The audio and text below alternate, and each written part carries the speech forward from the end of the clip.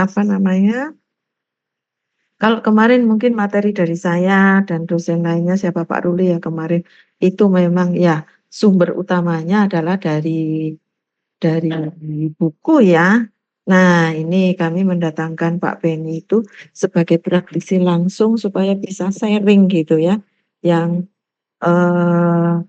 sebenarnya di lapangan, dunia pertambangan itu seperti apa. Tuh. Sehingga nanti 3 pertemuan ke depan kita akan dibersamai oleh Pak Beni. Tapi tentu saja saya akan mendampingi. Oke, begitu ya perkenalan sebentar. Mungkin kalau ada yang kurang nanti Pak Beni bisa menambahkan ya. Oke, waktu Oke. sepenuhnya kami sampaikan kepada Pak Beni. Silahkan Ben. Terima kasih. Bisa dimulai ya Bu Yulia? Ya, sudah. Ben, silahkan. Sip. Bismillahirrahmanirrahim. Assalamualaikum warahmatullahi wabarakatuh. Selamat pagi, salam sejahtera untuk kita semua. Terima kasih Bu Yuli atas kesempatan yang diberikan kembali kepada kami untuk bisa menyampaikan aplikasi praktis survei. Dalam hari ini saya menyebutnya survei pengukuran di dunia pertambangan.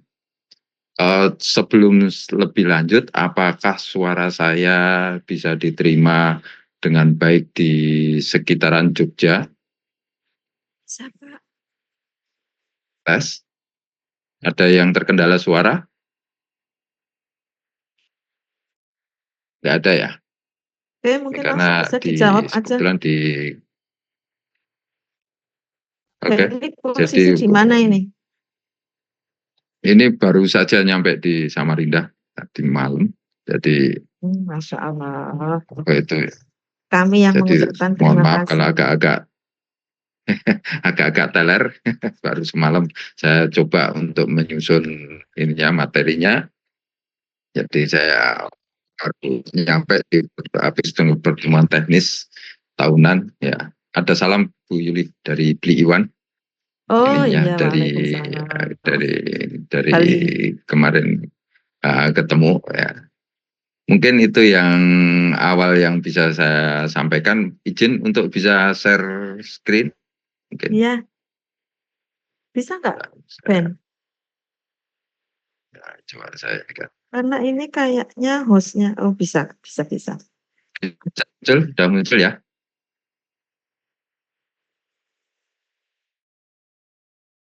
Udah, Apakah sudah muncul? Sudah ya? Oke, ya. saya lihat dulu. Oke, sudah bisa dilihat semua. Ada yang terkendala dengan uh, share screen kami? Kalau ada, mohon bisa diinformasikan. Ya. Jadi saya akan menggunakan judul dari materi yang ingin saya sampaikan adalah aplikasi survei ini yang mungkin beberapa tahun belakangan ini cukup cukup banyak peminat ya karena apa itu di usia apa itu pertambangan sehingga dari berbagai disiplin ilmu banyak yang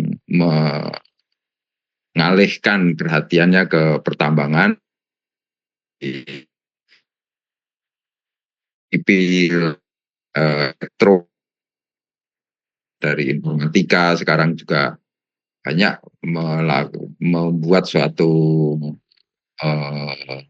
aplikasi-aplikasi yang mendukung dunia pertambangan yang berbasis kepada teknologi informatika sebagai bagian dari pengembangan atau kreativitas di bidang teknis, aspek teknis pertambangan untuk meningkatkan kinerja, baik itu produksi, keselamatan, kemudian juga standarisasi terhadap usaha jasa lainnya. Ini sekarang banyak sekali inovasi yang dikembangkan, bahkan yang berbasis AI pun sudah ada. Kan di survei pengukuran terakhir hasil di aspek teknis pengembangan atau inovasi yang dikembangkan. Mungkin di adik-adik sekalian ada yang dari Sibolga atau Sumatera Utara ya, ada perusahaan namanya PT Aginkot Resources di Martabe, itu sudah mampu menampilkan hasil pengukuran ya, dari mulai awal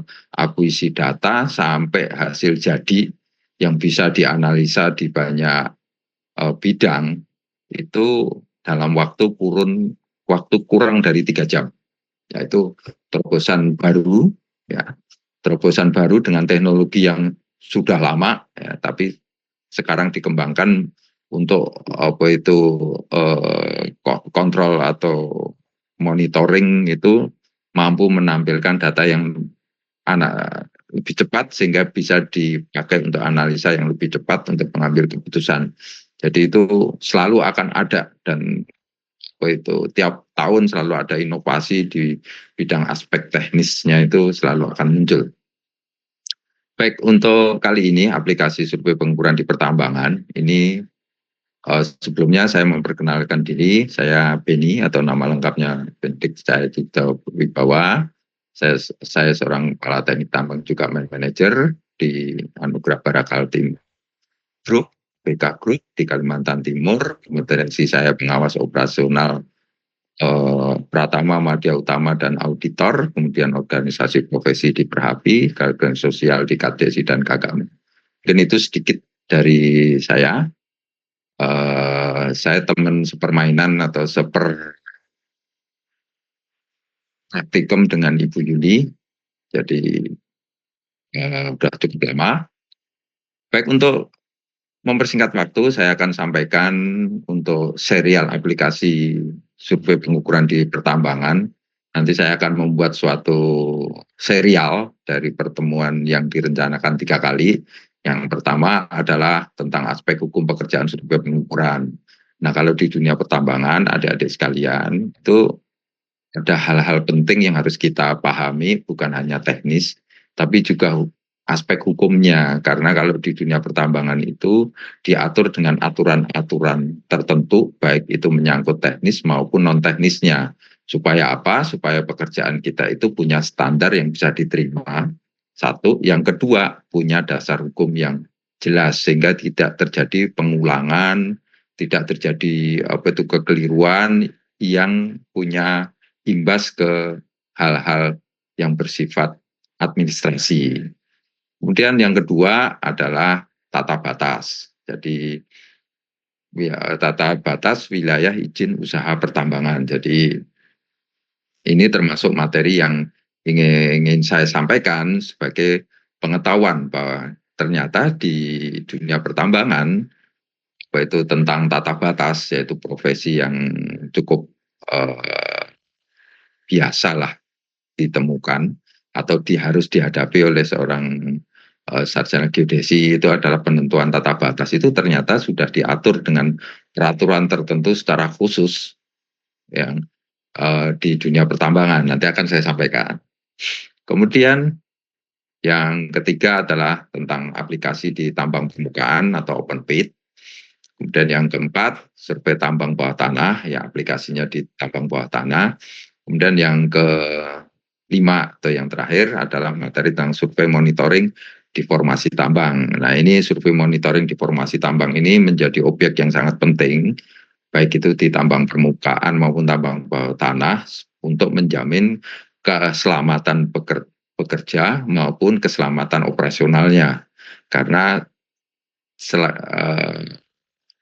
harus mampu menyampaikan perubahan yang terjadi dari apa itu tambang yang kita lakukan untuk karena aktivitasnya, jadi perubahan kondisi tambang karena aktivitas kita. Nah, untuk materi hari ini itu dua, yaitu aspek hukum pekerjaan survei pengukuran dan tata batas. Kemudian yang pertemuan kedua itu tentang tambang permukaan dan mungkin sebagian dengan survei tambang bawah tanah. Kemudian yang terakhir survei monitoring di formasi tambang. sampai pada materi ini ada yang ingin ditanyakan dulu sebelum saya lanjut, silakan. Feel free untuk tanya ya, jangan sungkan. Bertanya silakan ininya. Saya bukan birokrat, jadi santai saja bahasa kita apa itu lebih santai lah ininya. Silakan bertanya. Silakan kalau ingin bertanya ketika penyampaian materi, silakan langsung aja ya, langsung apa itu bertanya supaya nanti tidak bias kalau ada sesuatu yang tidak diketahui. Ada pertanyaan mungkin? Baik, kalau tidak ada saya akan lanjut. Nah, ini saya akan sampaikan secara sekilas mining proses. Ya. Mining proses ini menyangkut tahapan-tahapan, adalah tahapan proses pekerjaan dari usaha pertambangan. Jadi usaha pertambangan itu tidak serta-merta langsung melakukan penambangan secara masif, tapi ada tahapan-tahapannya. Tiap tahapan ini punya aturan-aturan atau punya syarat yang harus dipenuhi secara sekuensial ya.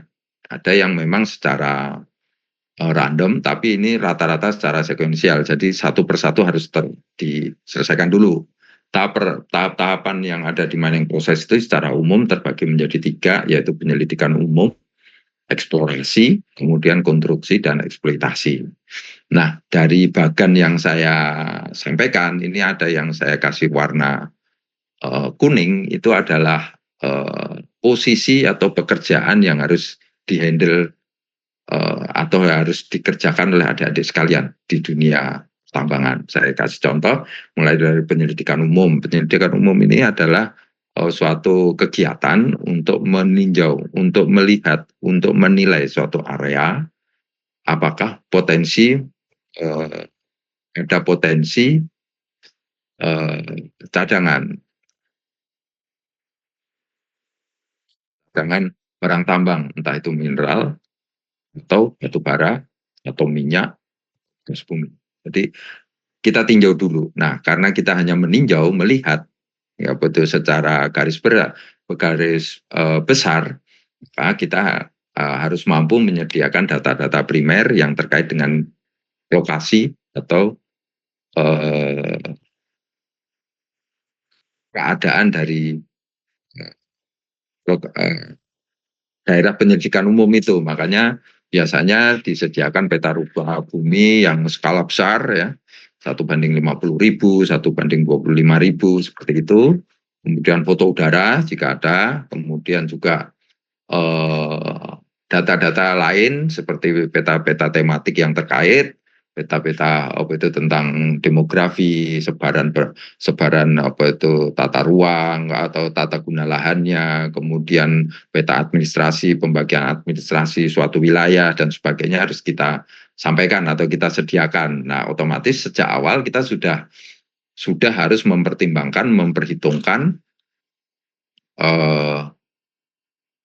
ininya apa itu sistem koordinatnya ya. Sistem koordinat yang dipakai harus mengacu kepada Badan Informasi Geospasial sebagai instansi pemerintah yang berwenang untuk di bidang survei dan pemetaan. Ya, di sini ada pekerjaan-pekerjaan yang sifatnya penyediaan data primer yang skalanya masih skala-skala kasar ya, ada. Kemudian tahapan eksplorasi. Nah, di sini sudah ada kegiatan-kegiatan fisik di lapangan ya. Mulai ada survei geolistrik, geomagnet, geofisika, seismik, hidrologi, gravimetri jika diperlukan. Nah, ini fungsinya nanti untuk membentuk suatu model cadangan. Nah, di sini mulai ada perencanaan-perencanaan tentang drilling, eksplorasi, trenching, test pit dan sebagainya yang dilakukan oleh geologis. Nah, rencana pekerjaan ini itu bisa dilakukan apabila kita bisa menyediakan data-data primer yang sifatnya itu sudah mulai detail. Jadi di sini ada namanya survei topografi ini untuk menghasilkan peta-peta topografi. Nah, peta-peta topografi yang dihasilkan persyaratan minimalnya itu skala 1/2000. Ya, tapi umumnya itu disediakan skala banding 1000 ya. Karena apa? Nanti kalau data-data peta topografi kita kompilasi dengan hasil pemboran, hasil survei dan sebagainya, itu fungsinya untuk membuat suatu model cadangan ya. Mungkin di materi-materi sebelumnya, yang materinya Pak Ruli maupun Bu Yuli, mungkin udah menyangkut permodelan cadangan ya. Betul enggak, adik-adik? Permodelan cadangan apa aja yang udah dilakukan nih? Ada yang bisa bantu untuk memberikan informasi mata kuliah sebelumnya itu model cadangannya cadangan apa ini Pak? Apa batu bara atau mineral? Tolong dibantu jawab ya teman-teman. Silakan. Batu bara. Batu bara ya. Oke, kalau batu bara pakai surpak ya, Dek, ya. Iya Pak. Oke, jadi itu bisa dilakukan kalau kita punya peta yang skalanya itu 1/1000. Kenapa kok harus 1/1000? Supaya biasnya perhitungan, ya biasnya perhitungan itu tidak terlalu besar. Karena biasnya perhitungan yang besar itu akan mempengaruhi analisa teknoekonominya. Kalau analisa teknoekonominya tidak cukup teliti, itu akan menyebabkan kesalahan dalam pengambilan keputusan ke depan. Ya, jadi kemudian kalau kita tarik ini nanti sampai ke di tahap eksplorasi itu adanya suatu feasibility study atau studi kelayakan. Nah, di studi kelayakan ini nah adanya namanya yang saya sebut tadi adanya teknoekonomi ya. Di teknoekonomi ini harus benar-benar presisi perhitungannya, makanya perlu data yang presisi. Nah, tahap selanjutnya ada konstruksi dan eksplorasi ya. Nah, ini ada desain infrastruktur, desain area disposal, desain tambang, ini semuanya pakai hasil pemetaan topografi ini ya, apa itu skala 1/1000 ya, sampai nanti adanya itu proses-proses yang sifatnya adalah produksi ya, sampai ke monitoring dan sebagainya. Nah, untuk kaitannya yang konstruksi eksplorasi mungkin nanti akan kita bahas ya di aplikasinya di tambang permukaan dan tambang bawah tanah itu wujudnya seperti apa. Nah, sampai tahap ini ada pertanyaan? Silakan. Oke.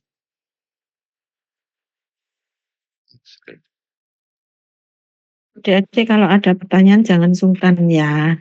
Beni ini santai. Santai aja deh. Enggak ini. Enggak kaku kok, santai aja. Oke, saya ke berikutnya. Nah, ini mungkin udah disebut lah sama Bu Yuli, Pak Ruli ya, ciri-ciri usaha pertambangan yang padat modal ya, capital intensity-nya itu tinggi ya. Ini punya karakter berbeda ya, tambang permukaan dan tambang bawah tanah. Ya, paling gampang gini, kalau tambang permukaan itu kalau kita butuh alat berat itu bisa leasing atau nyicil ya. Nyicil selama produksi bisa kita cicil. Nah, kalau tambang bawah tanah beda, kita harus punya uang gede sejak awal karena semua alatnya itu harus kita beli cash, nggak bisa kita cicil. Kenapa? Karena produsennya tidak ada di Indonesia, adanya di luar negeri, adanya itu. Jadi industri tambang bawah tanah itu banyak di luar negeri. Tapi kalau di tambang permukaan itu banyak lah. Adik-adik sekalian bisa lihat itu ada Caterpillar, ada Komatsu, bahkan sekarang produk-produk dari negara Cina banyak ya, ada macam-macam, saya sampai nggak hafal itu. Yang saya umum hafal itu ya Caterpillar, kemudian Komatsu, kemudian dari Jerman itu ada Dresser, ada Liebherr dan sebagainya. Kemudian periode praproduksi yang panjang, itu maksudnya umur usaha ini sifatnya itu panjang. Memang ada yang periodik ya, bahkan ada tambang yang umurnya itu hanya beberapa bulan, kurang dari setahun. Itu tambang-tambang kecil ya. Tambang-tambang kecil pun butuh modal yang cukup banyak. Kemudian pada teknologi ya, kita menggunakan sejak jadi sejarahnya tambang itu dulunya itu underground. Ya, underground. Sebelum tahun 40-an itu banyak tambang bawah tanah. Jadi, makanya adik-adik bisa lihat ya tambang bawah tanah di Indonesia itu sejak di Sumatera itu ya Ombilin, Sawah Lunto ya. Itu tambang-tambang yang dikembangkan di awal-awal sebelum tahun 40 ya. Kemudian ada itu juga suka lihat kan di film-film itu di Amerika itu tambang emasnya itu bawah tanah ya.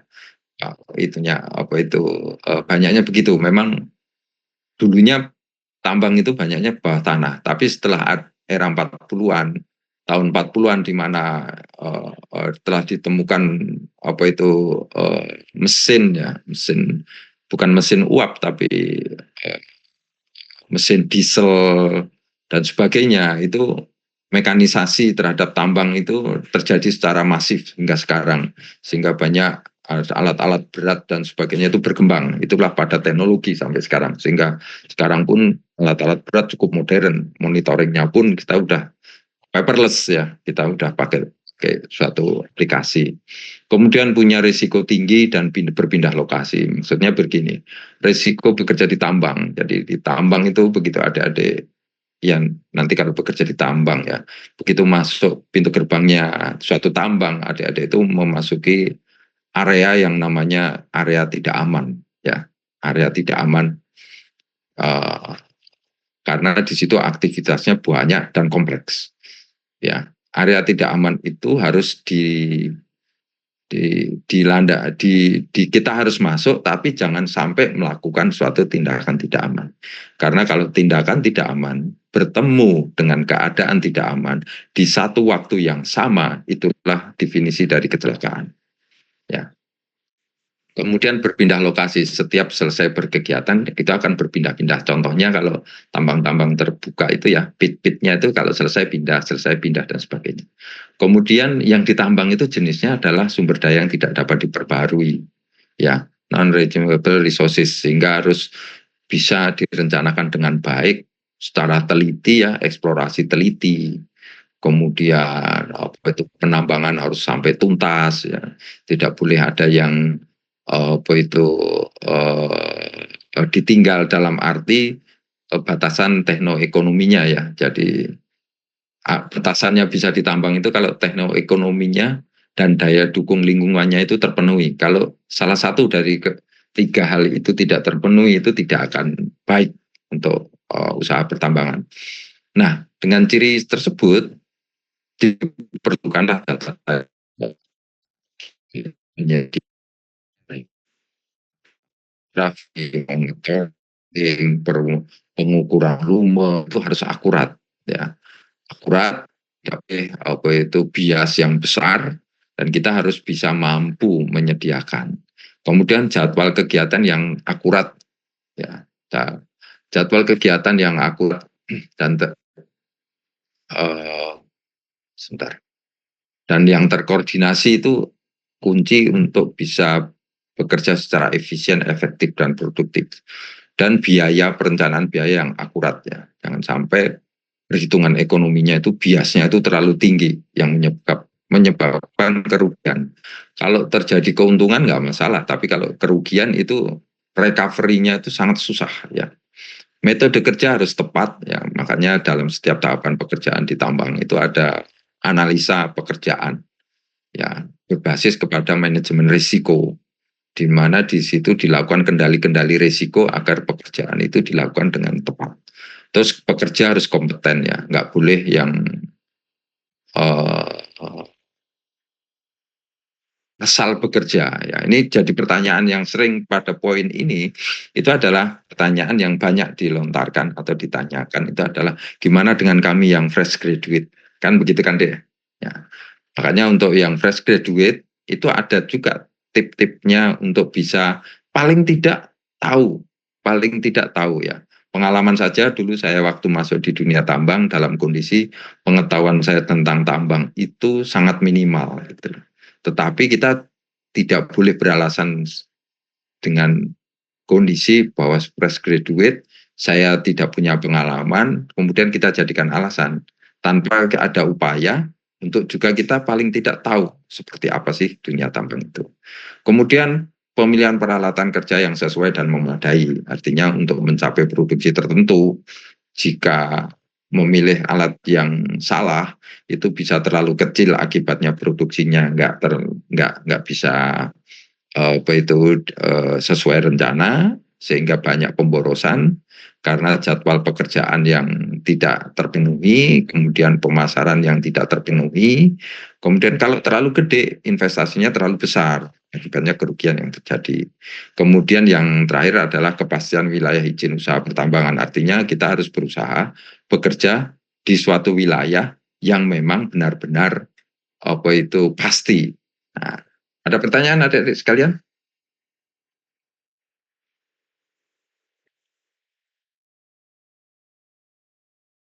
Kalau tidak ada, saya lanjut ya. Ini tentang aspek hukum, survei pengukuran ya. Jadi ternyata dari peraturan-peraturan yang ada ya kalau kita bekerja di dunia tambang ya kita harus tahu ya. Ternyata ada aturan-aturan yang mengatur usaha pertambangan itu. Jadi kita harus tahu tuntutan profesi itu harus mengetahui hal teknis yang melingkupi yang harus dikuasai, juga hal non teknis atau peraturan yang melingkupinya. Kenapa? Karena di sini yang namanya usaha pertambangan ya berbasis kepada pasal 33 itu ya, bumi, air, dan kekayaan yang terkandung di dalamnya dikuasai oleh negara, itu benar-benar memang negara lah yang memiliki. Karena negara yang memiliki, negaralah yang mengatur. Nah, di sini mulai dari Undang-Undang 4 ya 2009 tentang pertambangan mineral dan batu bara, kemudian revisinya di Undang-Undang Nomor 3 2020, turun peraturan pemerintah 23 2010 dan PP 5 2010. Nah, saya akan fokus di dua hal yang saya tandain kuning sama tandain merah ini ya. Nah, untuk PP 23 2010 itu turun Permen SDM 25, kemudian Kep Dirjen 1825, kemudian Kepmen SDM 1825 2018, kemudian Kep Dirjen Minerba 141 2019. Nah, tiga aturan ini yang mengatur tentang tata batas, ya, tentang tata batas. Kemudian di PP 5 2010 kemudian turun menjadi Permen SDM nomor 26 2018. Kemudian ada Kepmen ESDM 1827 2018. Ini mengatur tentang penambangan yang baik. Nah, di penambangan yang baik ini itu dibagi lagi. Ada 5 aspek. Itu aspek usaha jasa dan standarisasi, kemudian aspek keselamatan pertambangan, kemudian aspek teknis pertambangan, kemudian aspek perlindungan lingkungan, dan yang terakhir aspek konservasi pertambangan. Nah, dunia survei itu banyak diatur di aspek teknis, tapi memberikan support ke aspek perlindungan lingkungan, konservasi, dan keselamatan. Dan harus memenuhi syarat standarisasi yang ditetapkan. Nanti kita akan lihat seperti apa. Saya coba mix agar sama-sama bisa dipahami bersama. Nah, ini aspek teknis survei dan pemetaan menurut 1827, ya kan? Menurut 1827 tahun 2018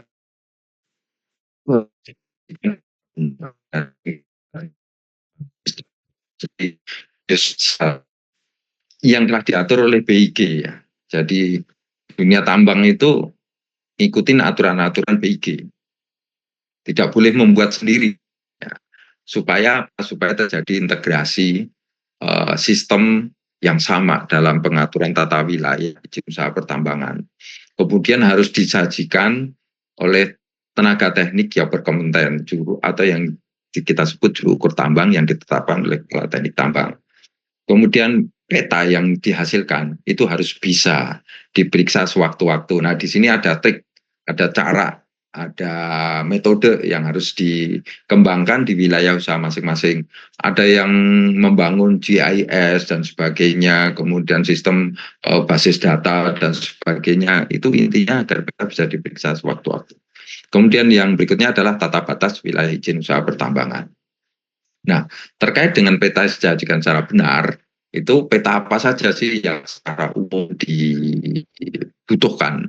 Ya, seperti peta dasar, topografi dan batimetri, peta rencana, konstruksi, penambangan, reklamasi, dan sebagainya. Kemudian peta pembebasan tanah, Kemudian yang berikutnya adalah peta kemajuan, baik itu penambangan maupun reklamasi. Tapi beberapa tempat mengembangkan lagi peta-peta tematik sesuai dengan kemajuan atau kebutuhan dari perusahaan tambang tersebut, sehingga bisa mendukung usaha tersebut.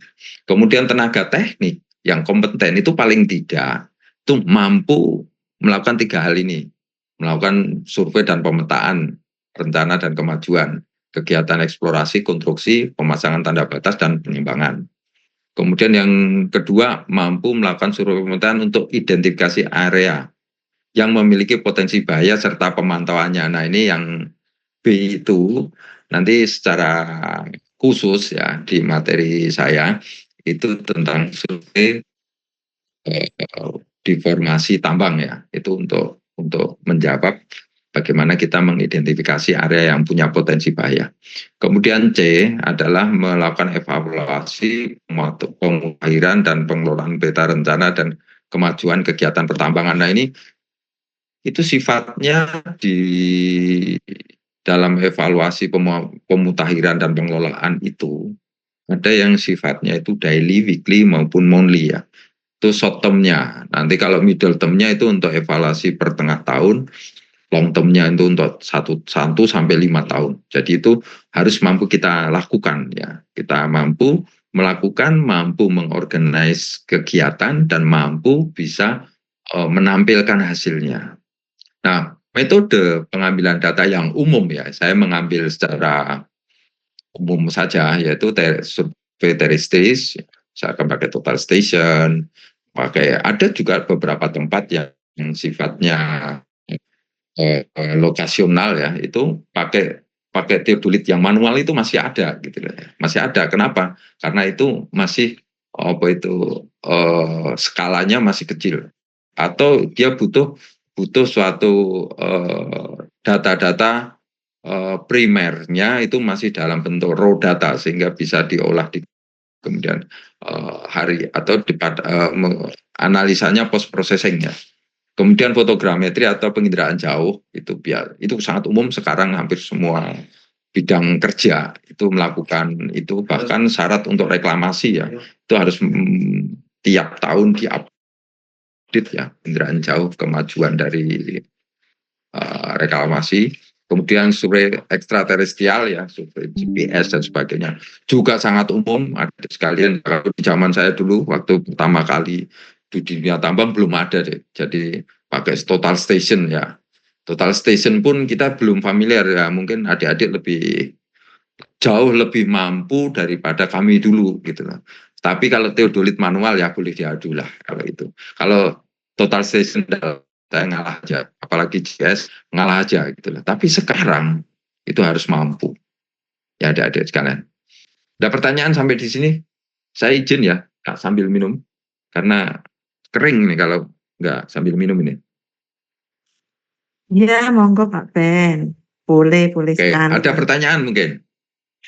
Ayo silakan adik-adik kalau ada pertanyaan. Online itu kendalanya ada yang tidur itu. Ada yang nanti ujiannya saya ambil dari yang online aja lah. Kalau di farmasi dikit aja lah gitu. Ininya ya. Nah, nanti tolong bisa dilihat materi nanti akan share ya. Saya share setelah beberapa ini kan saya serahkan ke lewat Bu Yuli. Tolong dipelajari hal-hal yang menyangkut pekerjaan-pekerjaan yang diatur itu. Oke. Kita juga harus apa itu peta yang disajikan itu secara baik. Ini contoh, saya mengambil contoh aja ya. Ini peta yang harus kartografinya harus baik. Ini syarat ini ya. Syarat mutlak kalau di dunia tambang ini diatur secara khusus ini ya di 1827. Nanti tolong dibaca aja. 1827 itu aturannya tebal, tapi ambil aja di lampiran berapa ya? Lampiran tentang aspek teknis itu ada. Itu diatur ini. Peta itu harus apa? Grid-nya, terus apa itu skalanya, kemudian legendanya, sumber datanya ya. Sumber data itu harus jelas karena itu nanti ada kaitannya dengan tanggung jawab ya. Sumber datanya itu harus jelas. Kemudian judul dan penerbitnya, kemudian harus yang menandatangani itu sebagai penanggung jawabnya ada. Itu contohnya menampilkan hal yang baik menurut aturan ya. Kemudian metode ya, metode kesesuaian metode dan peralatan dengan ketelitian target ya. Ini juga diatur. Kitalah yang harus bisa mengatur. Kalau ground survey untuk pekerjaan apa, butuh ketelitian berapa, dengan alat apa, kita harus tentukan gitu loh. Sehingga tidak terjadi perulangan atau terjadi kesalahan-kesalahan yang tidak perlu ya. Ini di sini apakah semuanya harus menggunakan totalization? Tidak juga gitu loh. Kalau itu skalanya besar, apa itu tapi butuh ketelitian cukup tinggi, ya, mungkin kita pakai airborne survei dan sebagainya, tetapi kita bisa menampilkan, mengolah, menganalisa dengan ketelitian yang dimaksud. Nah, kemudian yang kedua adalah skala pemetaan. Itu kita pikirkan juga kerapatan, ini pengaruhnya adalah kerapatan pengambilan. Kemudian juga arah dari kerapatan pengambilan data ini menyebabkan ketelitian perhitungan. Biasanya untuk perhitungan volume, ya volume tanah penutup atau volume material, ya kalau di mineral itu ada apa itu wash material, ada material. Nah, ore material itu nanti terbagi menjadi high grade, medium grade, low grade. Nah, itu kita harus presisi sekali. Karena jangan sampai terjadi ore material itu terbuang. Karena itu kita bekerja mencari ore material itu gitu. Jadi jangan sampai terbuang. Kemudian yang ketiga, teknik pengumpulan data yang memadai ya, dari data lapangan, kemudian menjadi koordinat, kemudian transformasinya jika diperlukan, kemudian apa itu proyeksi petanya dan sebagainya, itu harus memadai sesuai dengan kebutuhan ya. Misalkan untuk rencana konstruksi itu pakai proyeksi apa, untuk rencana penambangan itu pakai proyeksi seperti apa dan sebagainya, itu harus diatur sesuai dengan kebutuhan kita. Jadi harus benar-benar presisi.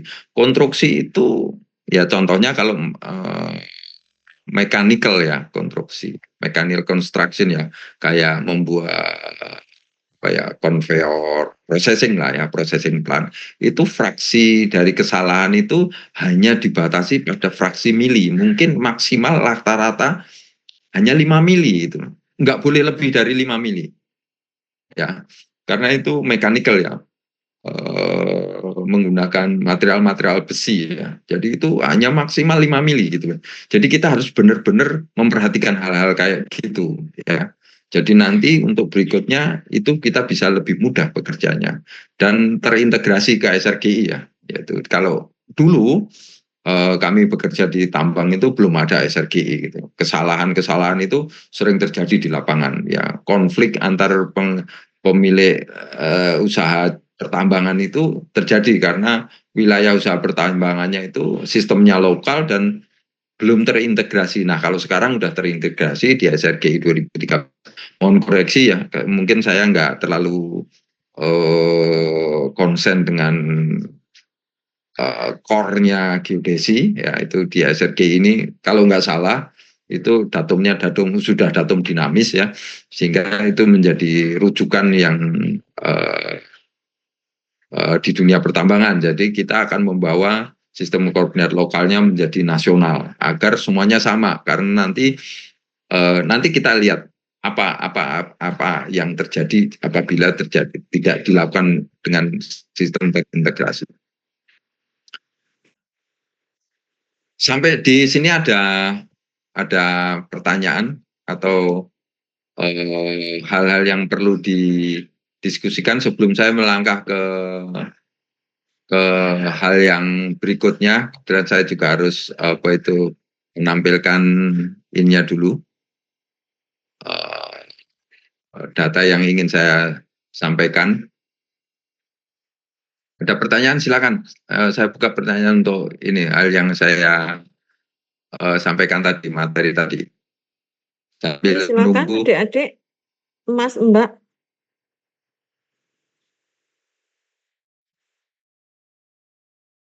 Udah malu-malu ini. Atau enggak saya lanjut dulu sambil menunggu ada pertanyaan. Nanti sampai bubar nanti. Ini rata-rata apa ini? Ini.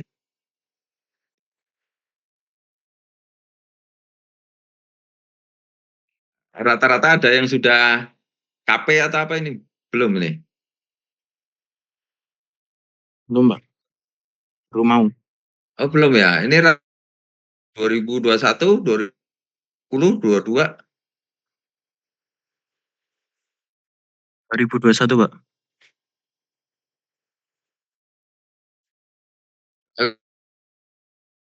Aja nih, saya tanya aja. Mas T 73174. Udah bisa mendengar.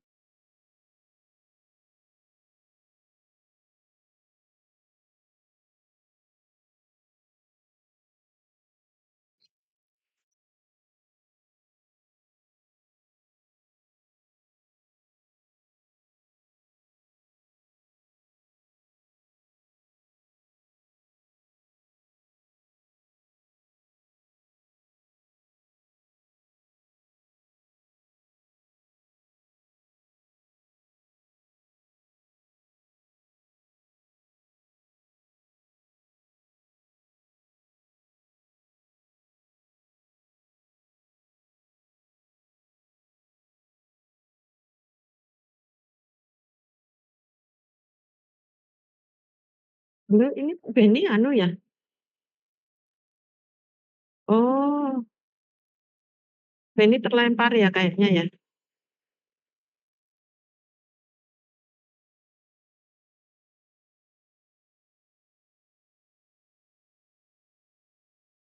Tunggu sebentar ya.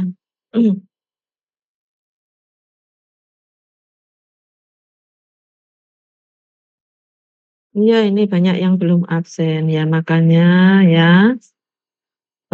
Ini Benny belum masuk kan? Makanya diusahakan disiplin, waktunya tepat ya, apalagi dengan dosen luar.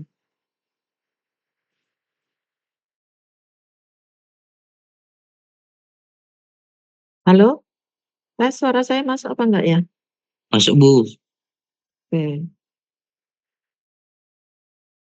ini terlempar kita. Ya, jadi diusahakan ya untuk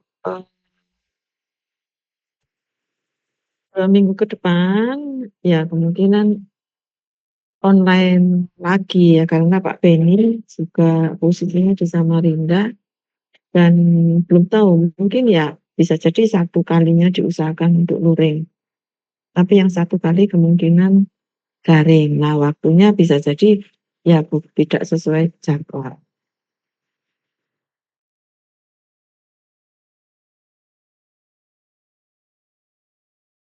Ini Pak Benny masih berusaha untuk masuk lagi.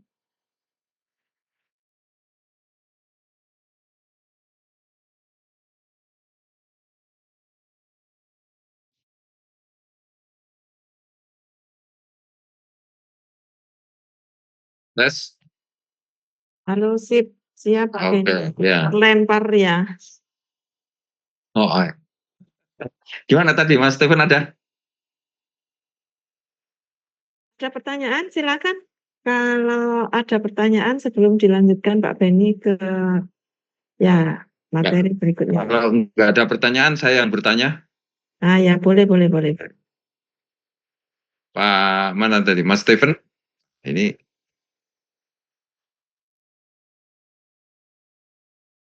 Stephen Juven Anom ini ya? yang 174. Iya, Pak. Ini? Ya, gimana? Oke, saya mau tanya aja, santai aja, enggak susah, kita santai aja kok, enggak ininya. Mas Steven, kenapa milih mata kuliah pertambangan, survei tambang? Karena menarik kok menurut saya. Berminat apa? Berminat. Berminat, Pak. Menariknya di Halo, tes. mana? Menarik Suaranya karena putus di saya. Gimana Mas? Tes, tes, tes. Unstable connection punya saya.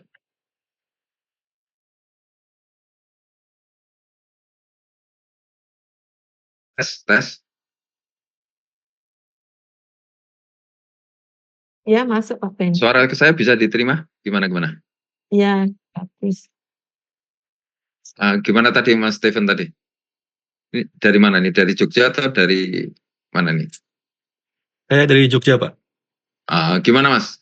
Kok tertarik ngambil survei tambang? Menarik karena gajinya bagus, Pak. Oh, gajinya bagus, sudah tahu ya gajinya berapa? Kalau nggak salah dulu saya waktu ikut perkuliahan yang sama Pak Ruli sekitar Ya. 6 juta ya, Pak, untuk yang baru-baru. Ya, lebih lah. Tapi biasanya lebih, Mas. Itu. Memang betul. Yang daya tarik pertama itu karena gajinya itu. Ada yang lain punya daya tarik yang lain karena selain gaji. Ada siapa?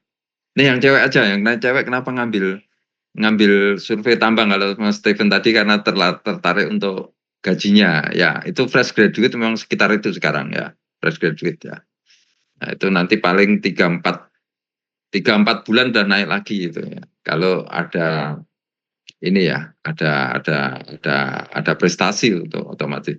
Nah, kalau yang cewek apa ini yang membuat tertarik mengambil survei tambang? Ada yang bisa bantu menjawab? Enggak, siapa? Silakan. Saya nggak tahu ini yang cewek yang mana nih. Kalau yang cowok gampang nih bedainnya.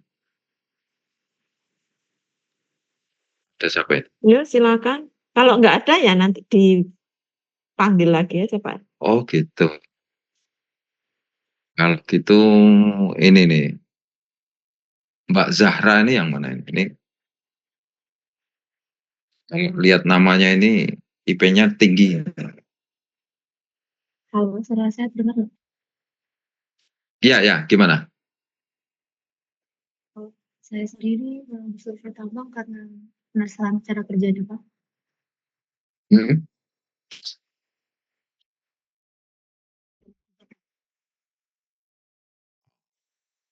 Ya, sekarang jangan salah ya. Di dunia tambang sekarang banyak cewek yang bekerja.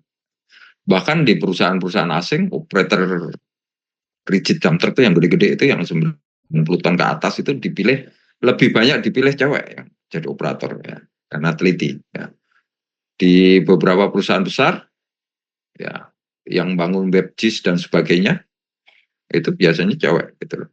Tapi itu apa di lapangan nggak ada juga ya. Mungkin Bu Yuli tahu itu ada yang alumni kita yang ya kurang tahu ya angkatan 2000 berapa ya 2003 4 atau berapa itu yang sekarang berkarya di TIS di Australia sana itu sekarang menjadi profesional mining surveyor yang dia bekerja itu mungkin dia dibayarnya udah dengan jam itu perbedaannya atau perkembangannya. Oke. Tias itu ya. Ya yang inilah apa itu cukup terkenal lah itu ininya ya. Ya beberapa juga ada yang pernah jadi chief surveyor yaitu perempuan ya, chief surveyor di perusahaan yang cukup besar berkembang dan sampai sekarang apa itu perusahaan itu sangat eksis ya dan kemudian geoteknik di badan-badan geoteknik ya. Di geoteknik itu biasanya untuk survei di formasi itu tergabung di departemen geoteknik ya. Itu juga perlu analisa yang kuat, perlu penalaran secara teknis yang baik. Itu juga bergabung geologis maupun tambang maupun geodetik itu perempuan juga banyak ya. Di Pama Persada itu juga ada lagi. Oke. Ada yang berminat KP di usaha tambang nggak nih dari sekian yang datang ini? Ini saya pernah nawarkan dengan Bu Yuli ya di Kaltim kita sedang merintis untuk bisa menerima mahasiswa-mahasiswa yang mau KP ya, tapi di lumayan jauh ya, lumayan jauh dari ibu kota provinsi ya, lumayan jauh. Itu sedang kita rintis untuk bisa ada topik gitu. Jadi yang menentukan topiknya itu dari perusahaan, ya kan.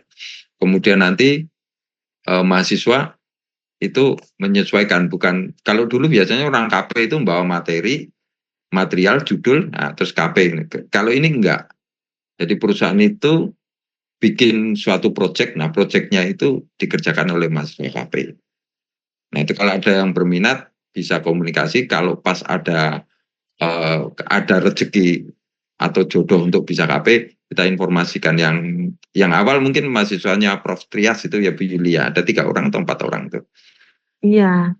Nah, Nah, ini Pak Ben, kebetulan kalau ada peluang KP, ada yang memang menanyakan ke saya. Ya mungkin kita ya, nanti detailnya kita ya, lebih lanjut. ya. Jadi ini perusahaan yang punya komitmen di teknologi development-nya cukup tinggi, ya, yang didukung oleh manajemen. Jadi cukup progresif, cukup itu sangat antusias dengan pengembangan teknologi, ya. Di bidang apapun ya, termasuk di bidang survei itu sangat lengkap. Ininya teknologi surveinya yang ada itu sangat lengkap, dan di situ juga jangan khawatir, itu kakak-kakak angkatan dari kita itu ada di situ kebanyakan. Jadi yang akan membimbing mereka. Tuh. Mungkin seperti itu ya. Oke, saya lanjut lagi ya Bu Yulia. Oke, silakan Pak Ben. Oke, sekarang ke materi yang berikutnya, tata batas. Tata batas wilayah izin usaha pertambangan ini yang sebelah kanan itu saya kasih contoh ya. Ini bisa dilihat ya. Ini saya ambil, saya screenshot di webnya ESDM ya. Nanti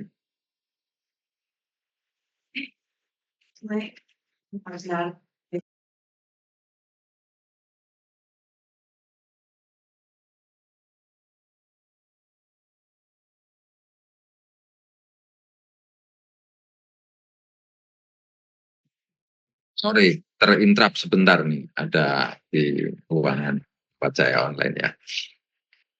Jadi ini sebelah kanan ini bisa dilihat ya di webnya ESDM, namanya Minerva One Map System. Jadi itu ada web yang menampilkan wilayah usaha pertambangan berbagai komoditas yang dikelola oleh ESDM. Itu ada di situ semua. Jadi itu bisa dilihat ya, bahwa tiap tempat,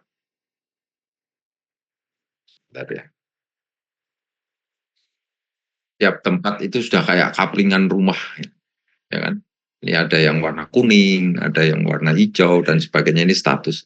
Bisa dibayangkan ya, kalau ini semua wilayah usaha pertambangan ini itu tidak dalam satu sistem, itu konflik yang terjadi, ya. Overlap, kemudian terjadi gap antar wilayah usaha pertambangan, itu akan memunculkan permasalahan baru, ya. Ya mungkin adik-adik sekalian pernah dengar yang namanya apa itu penambangan tanpa izin, ya. Penambangan tanpa izin itu atau koridoran itu menambangnya di wilayah-wilayah yang gap antar perusahaan. Jadi ada celah, dari celah itulah mereka akan melakukan. Nah, kita bisa bayangkan kalau hal-hal kayak gini itu enggak ditertibkan secara sistematis, mulai dari sistemnya, caranya, sampai kepada penetapannya. Jadi ibarat kata kalau kita punya tanah itu punya sertifikat. Nah, di sertifikat itu kan ada peta ukur, ya. Buku ukur yang diturunkan dari buku ukur, peta persilnya, kemudian dilandasi dengan sertifikat yang dimunculkan, administrasi hukumnya itu muncul sebagai bukti. Nah, dalam tata batas wilayah izin usaha pertambangan itulah yang dilakukan. Jadi pekerjaannya itu namanya itu penegasan dan penetapan tata batas. Jadi menegaskan itu adalah memasang batasnya tanda batasnya di lapangan. Kemudian penetapan itu adalah penerbitan administrasi hukumnya sebagai bagian dari tata batas itu. Dan siapa penerbitnya itu adalah kementerian. Inilah yang yang akan saya sampaikan di kuliah kali ini. Dasar hukumnya itu dasar hukum penetapan atau tata batas ini yang yang pertama itu adalah Permen SDM 25 2018 tentang pengusahaan pertambangan mineral dan batu bara, ya. Yang di dalamnya itu ada pasal 14 yang mengatakan bahwa pemegang UPK itu wajib melaksanakan tanda batas, ya, paling lambat itu 6 bulan sejak diterbitkannya SK atau surat keputusan UPOP. Jadi suatu perusahaan itu setelah dapat SK UPOP-nya diberi waktu maksimal 6 bulan harus segera melakukan pemasangan tanda batas. Nah, kewajiban tanda batas itu selanjutnya itu diwajibkan kepada UPOP yang memiliki luas lebih dari 10 hektar. Nah, 10 hektar itu pun ada syarat lagi, yaitu wilayahnya berhimpit atau berbatasan dengan wilayah usaha yang lain. Jadi berdampingan. Itu yang pertama, syarat yang pertama. Nah, syarat yang kedua, lokasi kegiatan penambangannya dan penimbunannya berdekatan dengan batas wilayahnya. Itu wajib memasang batas. Nah, kemudian pasal 14 ayat 3 itu pelaksanaan kegiatan pengukuran dan pemasangan batas itu wajib terintegrasi dengan sistem referensi geospasial yang diterbitkan instansi pemerintah yang menyelenggarakan usaha urusan pemerintah bidang survei dan pemetaan, yaitu BG, ya. Kemudian yang ayat keempat, Menteri menetapkan pedoman pelaksanaan pemasangan tanda batas. Nah, Menteri menetapkan pedoman. Nah, karena makanya muncullah namanya Kepmen SDM nomor 1825, yaitu tentang pedoman pemasangan tanda batas. Itu adalah bagian dari pelaksanaan pasal 14 Permen SDM ayat 4, produknya Kepmen 1825. Nah, di 1825 itu memberikan pedoman tentang tata tanda batasnya. Nah, kemudian pedoman itu isinya itu adalah global teknisnya. Nah, petunjuk teknisnya itu caranya mengukur dan sebagainya. Itu ditetapkan lewat Kepdirjen 141 2019. Ya. Jadi itu urutan dasar hukumnya. Nah, apa fungsinya dasar hukum ini? Nah, kita lihat bahwa fungsi dasar hukum ini adalah satu, memberikan kepastian hukum wilayah izin usaha pertambangan bagi pelaku usaha tambang, ya. Jadi kalau ditetapkan koordinat, ya, dalam SK UP itu ada koordinat wilayahnya, terus dipasanglah di lapangan, itu sebagai bagian dari kepastian hukumnya, sehingga bisa dikatakan di wilayah ini dengan koordinat sekian, ini adalah wilayah usaha pertambangan si A, si B, si C. Ya. Terus ada tertib pelaksanaan administrasi terkait wilayah usaha jasa. Jadi tertib pelaksanaan administrasi yang dimaksud adalah tertib melaksanakan Permen, Kepmen maupun Perdijen. Itu harus dipenuhi. Terus yang ketiga adalah kepastian pelaksana tanggung jawab pelaku usaha. Jadi maksudnya begini, kalau suatu wilayah itu sudah ditetapkan, maka menjadi tanggung jawab pelaku usaha berkegiatan, melaporkan, memenuhi kewajiban-kewajiban kepada negara, termasuk kewajiban keuangan terhadap negara, atas wilayah yang sudah ditetapkan itu. Jadi kalau di wilayah itu ada si A yang berusaha, maka si A lah yang harus melaksanakan seluruh tanggung jawab yang telah ditetapkan. Dan dia tidak boleh bertanggung jawab di wilayah selain wilayah yang ditetapkan. Itu begitu ya. Kemudian juga memberikan kepastian pembinaan oleh pembina sektor usaha pertambangan, dalam ini SDM. Maksudnya begini, jadi jikalau ada suatu keadaan tertentu sehingga pemerintah itu melakukan suatu pembinaan pengawasan, itu menunjuknya jelas kepada perusahaan A, kepada perusahaan B, setelah dia melihat kondisi lapangannya. Jadi ketika pembina sektor itu ada di suatu wilayah, dia tahu ada di PT siapa. Dia tahu siapa penanggung jawab yang harus melakukan di wilayah tersebut. Ya, itu fungsi-fungsi atau fungsi dari dasar hukum yang dimaksud. Nah, ini yang tadi ya disebutkan yang di Kepmen SDM itu kalau diinikan lagi, dibedah lagi, inilah kewajiban yang harus memasang tanda batas itu gimana ya. Perlu diketahui ya, sebelum Kepmen 1825 hadir, itu ada Kepmen sebelumnya, saya lupa nomornya, itu tahun 2013 atau 2015. Tanda batas dulu itu dipasang di sudut-sudut ini. Sudut-sudut ini ya. Saya kasih ininya ada di sudut-sudut ini. Ya. Terlihat nggak ini titik-titik merah yang saya ini kan, atau saya lingkarin ya, sudut-sudut begini. Nah sekarang tidak seperti itu ya. Apa itu tidak seperti itu. Jadi yang wajib yang pertama ini ya, wajib pertama luasnya harus lebih lebar dari 10 hektar. Itu wajib yang pertama. Ya, jadi jika kita dapat suatu wilayah ya 50 hektar, kita udah dapat ketentuan wajib. Ya, wajib ya. Ketentuan pertama wajib. Ini ketentuan pertama dulu ya. Oh, kita tahu kita wajib karena 50 hektar. Tapi kita harus lihat lagi yang berikutnya. Nomor 2 adalah yang berbatasan langsung. Ya, ini contohnya ini, PTA, PTB.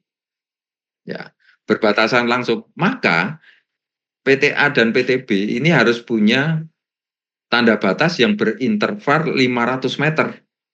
Jadi ini yang dipasang. Tanda batasnya harus dipasang begini. Berinterval 500 meter. Ya kan? Terus ada lagi nih ketentuan yang berikutnya ya. Selain ini adalah kalau dia tidak berbatasan langsung. Ya kan? Tetapi kegiatannya itu dekat dengan batasnya. Dengan catatan radiusnya 3 kali beda tinggi. Baik itu ke bawah maupun ke atas ya. Radiusnya itu kita misalkan tinggi timbunan atau kedalaman pit itu 100 meter. Maka radiusnya dalam radius 3 kali 100 meter atau 300 meter. Ternyata itu ada garis batasnya ini.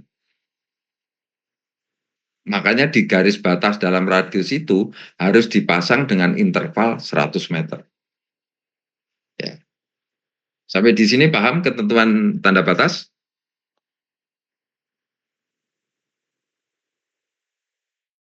Ya. Maaf, yang 100 meter tadi gimana ya Pak? Bedanya sama yang 500? Ya, kalau yang 500 meter itu kalau ada dua wilayah usaha pertambangan yang berdampingan. Maka di garis yang sama itu harus dipasang berinterval 500 meter. Ya, paham? Mas siapa tadi? Ya. Oke. Nah, yang ketiga ini adalah ketentuan yang ketiga ini apabila daerahnya yang aktif, baik itu tambangnya atau pit tambangnya ataupun disposalnya, terutama output dumpingnya, itu berdekatan dengan wilayah batasnya atau garis batasnya dengan catatan 3 kali tinggi dari disposal atau kedalamannya. Jadi misalkan gini Mas, ini ya, ini disposal tingginya 100 meter lah ya. Nah 3 kali 100 meter itu kan kurang lebih 300 meter kan. Nah dari tinggi pusatnya kita bikin nih, seperti ini. 300 meter gitu ya. Nah, 300 meter itu dalam radius 300 meter itu ternyata ada kena ini wilayahnya atau batas wilayahnya. Sampai di sini paham? Paham. Nah di dalam radiusnya yang 3 kali 100 meter dia harus memasang tanda batasnya per 100 meter intervalnya. Paham? Oke Pak, Oke, makasih pertanyaannya. Jadi itu catatan-catatan yang harus kita perhatikan ya kan? Catatan yang harus perhatikan. Nah, ini ini dalam prakteknya itu akan memunculkan suatu permasalahan-permasalahan. Contohnya begini, kalau PTA dengan PTB, PTA-nya sudah pasang batas, PTB-nya belum pasang batas, itu seperti apa? Ya kan begitu kan? Nah, itulah nanti ada tahapan-tahapan yang saling berkoordinasi, ya kan? Bisa saja PTA udah pasang batas, PTB ya sudah batasnya saya mengikuti PTA. Terus bagaimana caranya supaya bisa terjadi kesepakatan itu? Itu nanti dalam tahapannya kita bahas ya. Nah, selanjutnya,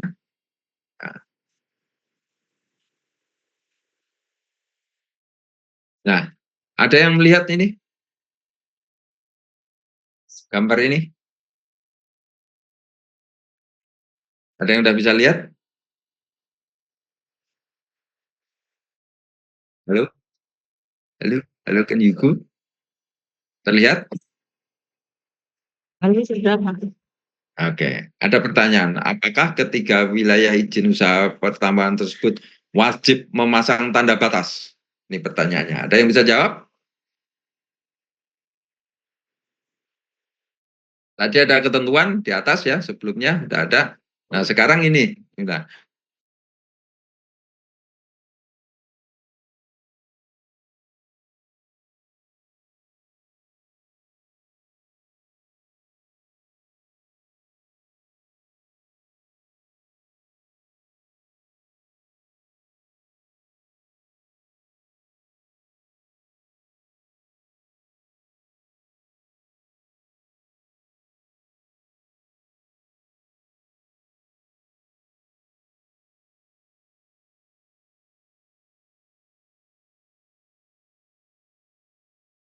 tersebut wajib memasang tanda batas menurut ketentuan yang sudah dikeluarkan, yang saya jelaskan di atas. Ada yang bisa ya, jawab? kan? Salah nggak apa-apa loh. Salah nggak apa-apa, justru ini nanti kita bisa share seperti apa sih yang seharusnya gitu. Salah nggak apa-apa. Nggak apa-apa, jangan khawatir salah deh. Jadi orang akan tahu dari kesalahan. Dan makanya jangan terlalu khawatir lah. Anak-anak sekarang kan pemberani. Saking beraninya juga udah luar biasa lah. Ya, ada yang bisa bantu jawab? Ya, Apakah silakan. ketiga wilayah usaha tersebut wajib memasang tanda batas? Ini hal-hal yang bisa adik-adik temuin nanti kalau bekerja benar di pertambangan. Nanti kalau ditanyain, ini kita harus wajib pasang tanda batas enggak gitu. Ada yang mau jawab, Pak Ben? Siapa nih? Silakan. Izin jawab Pak, maaf tapi kalau salah. Oh, nggak apa-apa, jangan maaf. Enggak ada yang salah kok. Ayo silakan Mbak, siapa? Ya, mungkin untuk batasnya tetap dipasang tapi tidak dengan interval 100 atau 500 tadi karena dia tidak berbatasan langsung dengan PT sebelahnya gitu. Mungkin untuk jarak interval batasnya itu lebih dari 500 meter gitu Pak. Oke, ini Mbak siapa ya? Saya nggak bisa lihat. Namanya siapa? Saya Nayunda Pak. Nayunda. Oke. Ya, ada lagi? Ada lagi? Ada lagi satu lagi yang bisa menjawab, tapi harus beda dengan Mbak Nayunda. Ya, silakan.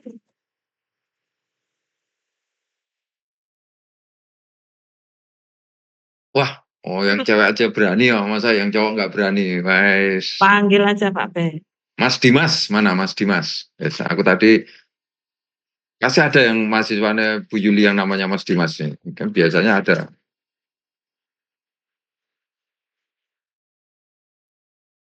Mana Mas Dimas?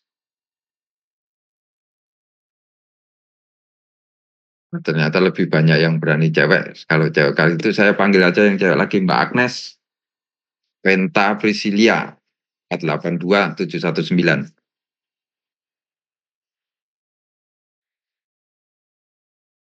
Jangan takut salah. Suara saya apakah terdengar? Oh, terdengar. Silakan.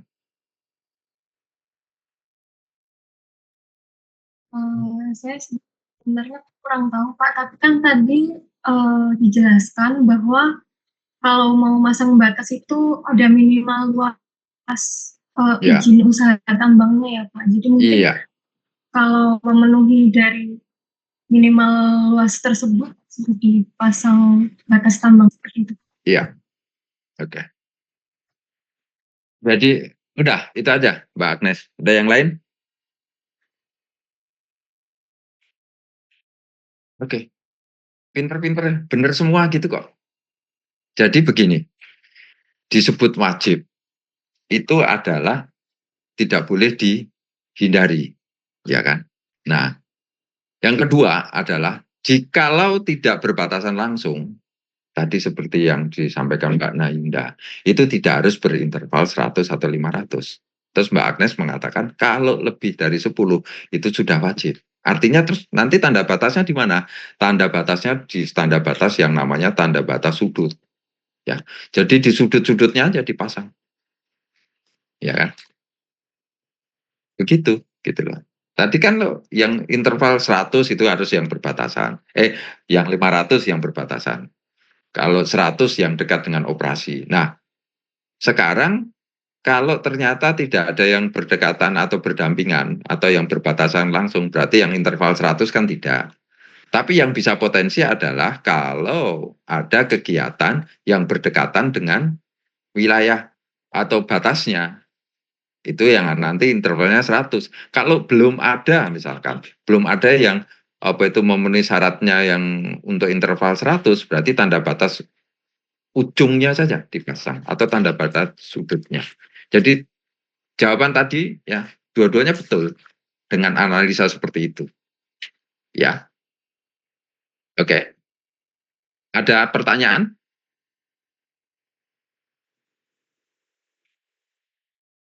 Nah, kalau tidak ada, saya akan lanjutkan saja ke tahapan-tahapan kegiatan pemasangan tanda batas nih. Ya, A sampai H. Yang pertama harus ada pengumuman, pernyataan pengumuman dan sosialisasi bahwa kita akan melakukan tanda batas. Di mana? Di wilayah atau di kantor administrasi terdekat. Atau yang ada di dalam wilayah usaha kita. Misalnya di kantor ESDM, kantor kecamatan, dan sebagainya. Ada pengumuman, ada sosialisasi. Fungsinya adalah untuk bisa menjelaskan kegiatan nanti kita. Sehingga tidak ada kendala di kemudian hari. Kaitannya apa? Bisa saja kita nanti masang tanda batas di wilayah ya, atau di tanah yang belum bebas. Ya, sehingga orang jadi tahu, oh ini kegiatan tanda batas. Kemudian yang kedua ada koordinasi. Koordinasi pertama ya dengan instansi pembina ESDM akan melakukan tanda batas supaya ada pengawasan dalam pelaksanaan. Kemudian yang kedua kepada pemerintah setempat. Karena nanti kita harus membuat suatu berita acara yang harus diketahui oleh pemerintah setempat.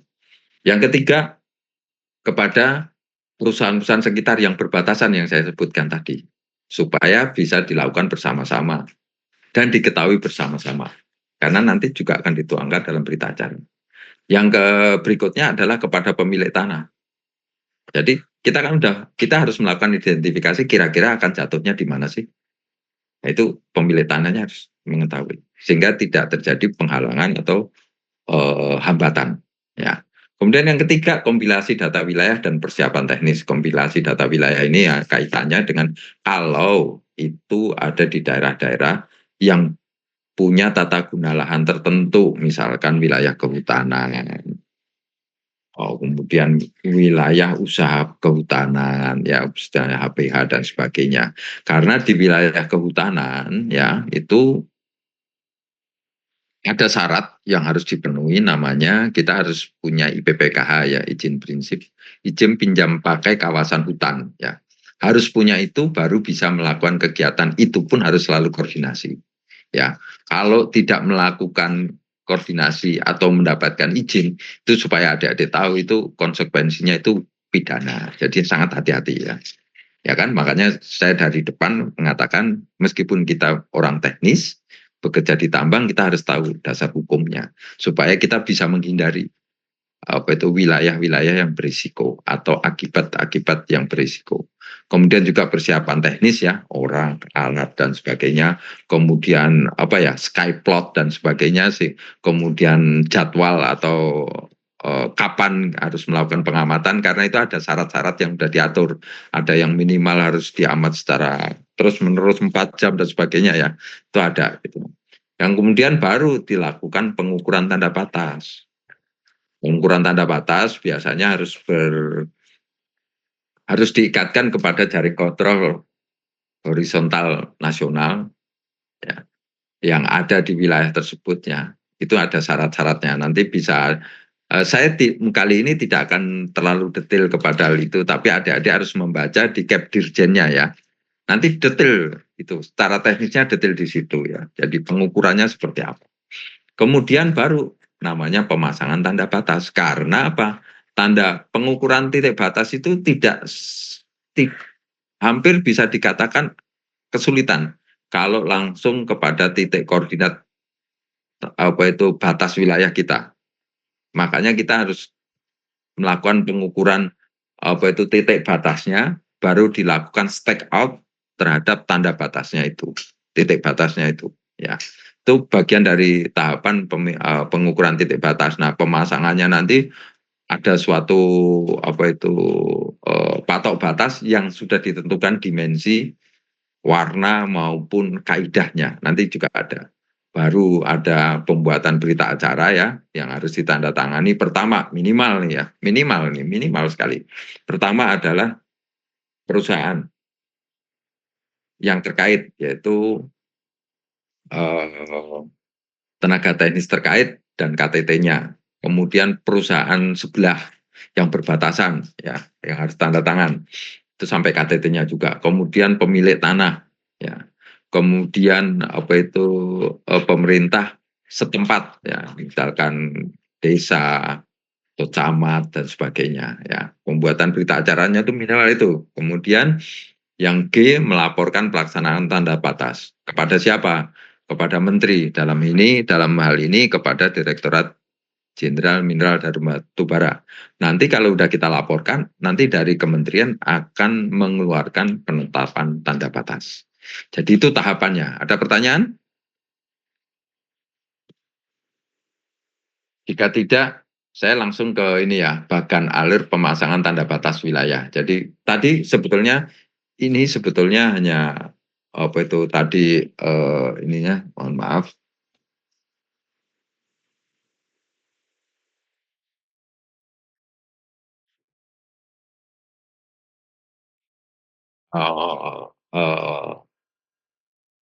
Alur yang saya sampaikan tadi itu adalah sama dengan ini, tapi ini lebih cenderung kepada teknis-teknisnya. Jadi yang pertama tadi koordinat batas SK ya. Koordinat batas SK itu bisa dibaca di SK UP.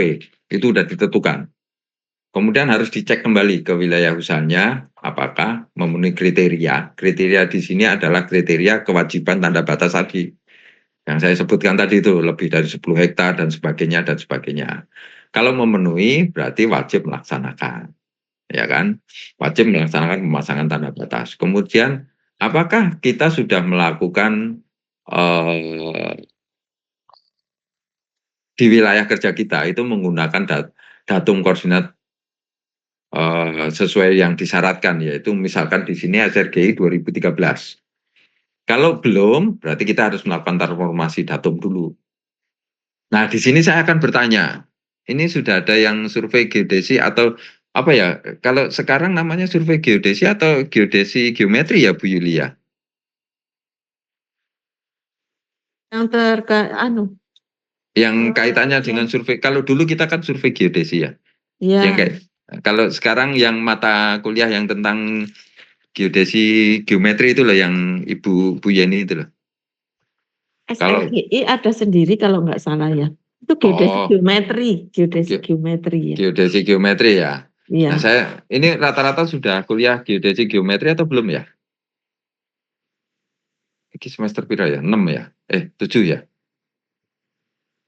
7 ya? Sekarang semester 5 ya? Halo? Ini rata-rata sudah. Ditanyain loh. Oh ya, tak takoni. Udah kuliah geodesi geometri atau belum ya? Kalau Kami Ya. belum ada geodesi geometri, mungkin sistem referensi geodesi yang adanya, Pak. Oh, sudah sistem referensi geodesi. Berarti kalau soal datum dan sebagainya itu Iya, SRGI ya. udah ya, SRG ya. SRG. Mhm. Berarti kalau soal datum dan sebagainya udah materi itu udah diperoleh ya, Mas ya?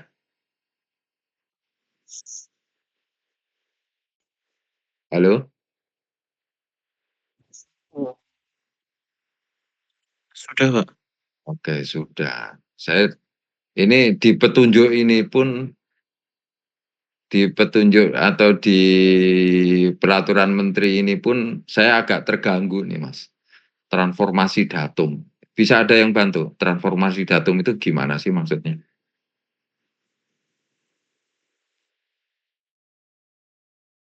Wes Mas, siapa ini? Muhammad, siapa ini? Muhammad Fadli Jugjana, 479216. Mohon maaf menyela sebentar ya. Ah, Ini mohon maaf Pak Beni, ya, ini saya sudah dipanggil. Saya izin dulu ya. oke. Ya, sebelumnya saya ucapkan terima kasih Pak Beni sudah menyempatkan waktunya. eh, Apa namanya? Semoga bermanfaat.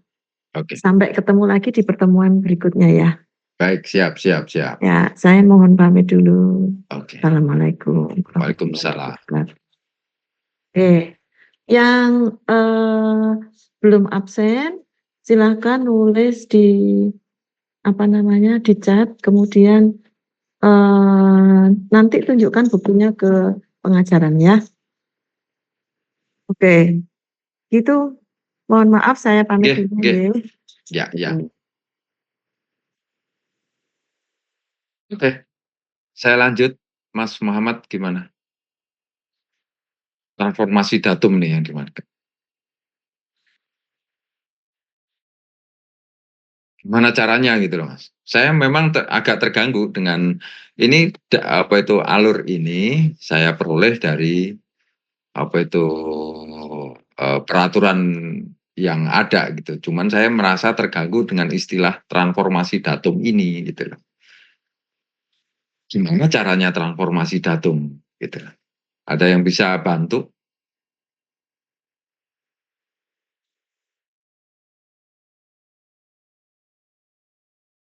Mas Muhammad? Mas, ada yang bantu? Silakan deh. Bebas saja. Nggak usah ini. Sungkan lah. Kita saling mengisi aja. Belum tentu saya juga tahu. Belum tentu juga saya paham. Ya, makanya saya tanya nih.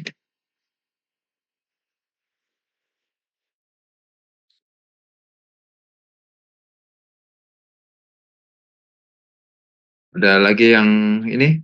Mungkin transformasi datumnya menggunakan parameter-parameter tertentu, Pak.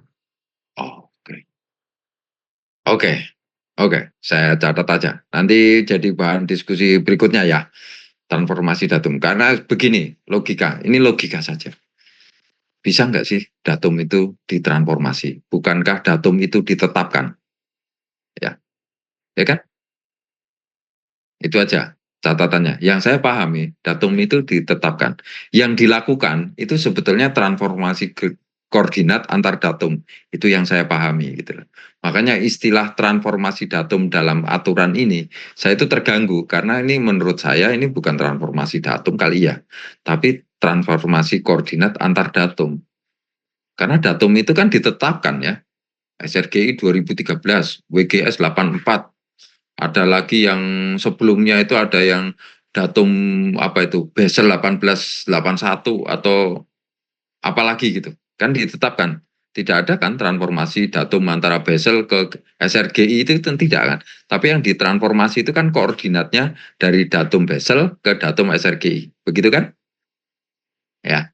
Itu makanya saya di sini saya agak pusing juga, agak kurang setuju dengan kalimat yang ditulis dalam peraturan menteri ini. Ini bukan peraturan menteri, tapi ini Kapdirjen. Oke, never mind. Kita lanjut ya. Jadi intinya itu gini deh, dalam pengukuran tanda batas itu. Yang pertama yaitu kita mengukur ya di suatu tempat ya. Katakan gini, saya akan kasih ilustrasi begini. Misalkan saya bikin titik. Ini ya. Terlihat ya titik merah ini yang saya bikin. Nah, Terlihat. oke, itu adalah koordinat titik koordinat yang ditetapkan dalam SKUP ya, tertulis. Nah, letaknya di sini. Nah, intinya menetapkan batas itu kan meletakkan apa yang tertulis itu di lapangan. Ya kan? Gitu. Sampai di sini paham? Oke. Nah, dalam pengukuran itu kita tidak bisa langsung ada di titik merah ini. Yang kita bisa lakukan adalah kita melakukan suatu pengukuran di titik lingkaran biru ini, ya kan? Titik BM lah di situ ya, lingkaran biru itu. Kemudian kita lakukan lagi pengukuran yang kedua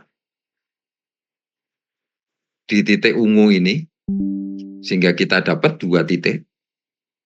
Kemudian kita berdiri di salah satu tempat, misalkan di sini, pakai total station, backset-nya ke sana, baru kita stack out-kan di titik batas. Paham tahapannya ini deh. Paham ya?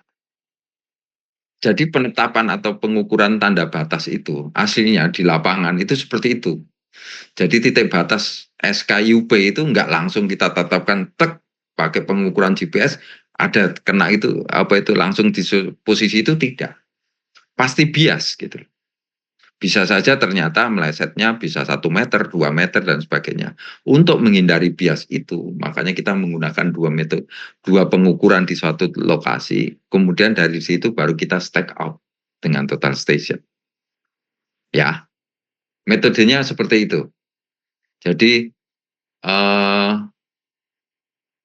rangkaian ini ya, rangkaian di sini ini, ya yang saya lingkarin ini, itu adalah apa yang saya jelaskan di sini.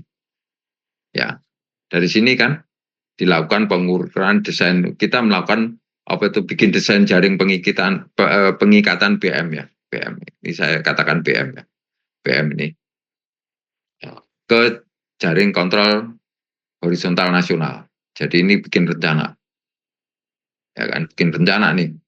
Setelah kita rencana, kita lakukan pengukuran, ya, pengukuran di masing-masing ini kebetulan ada di untuk satu titik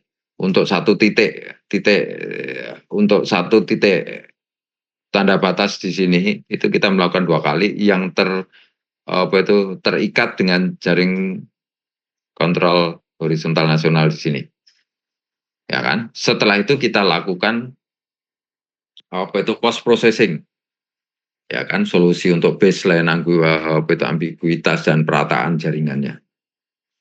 Hasilnya adalah koordinat. Ya, koordinat ada koordinat geografis maupun koordinat hasil geografis maupun koordinat hasil perhitungan keproyeksi petanya, ya kan. Baru pengikatan atau penentuan titik batasnya dengan sistem stack out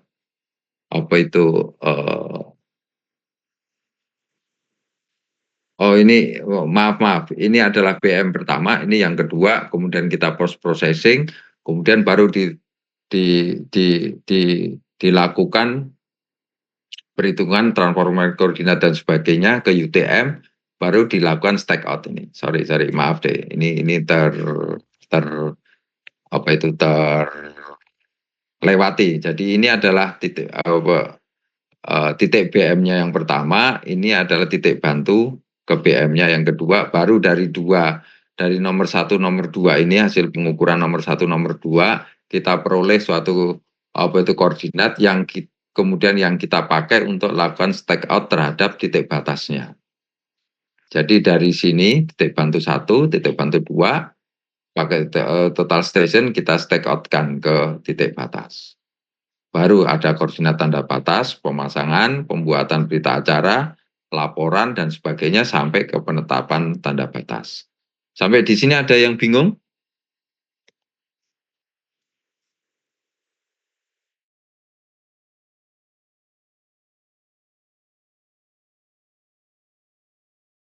Ada yang bingung? Ada pertanyaan? Atau sudah bisa dianggap memahami semua tahapan ini?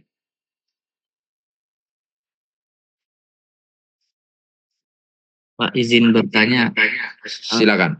Jika tidak perlu membuat titik bantu, kalau tanda batasnya kelihatan dari BM boleh ditembak langsung atau gimana, Pak? Atau harus bikin titik bantu? Gimana tadi? Jikalau Jikalau tanda batasnya langsung kelihatan dari BM-nya, Pak, nggak perlu dibuat titik bantu, apakah boleh di stake out langsung? Oke. Sebelum saya menjawab, saya mohon bisa diklarifikasi apa yang dimaksud titik batasnya sudah terlihat itu apa maksudnya? Itu, Pak, yang di stake out ada tanda batas itu, Pak.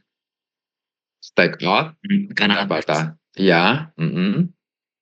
nah, kalau misalnya itu alasan pembuatan titik bantunya kenapa ya, Pak? Untuk orientasi, Mas. Kalau misalnya dari BM-nya udah ada 2 BM langsung terlihat ke batas, itu perlu dibuat titik bantu lagi atau enggak?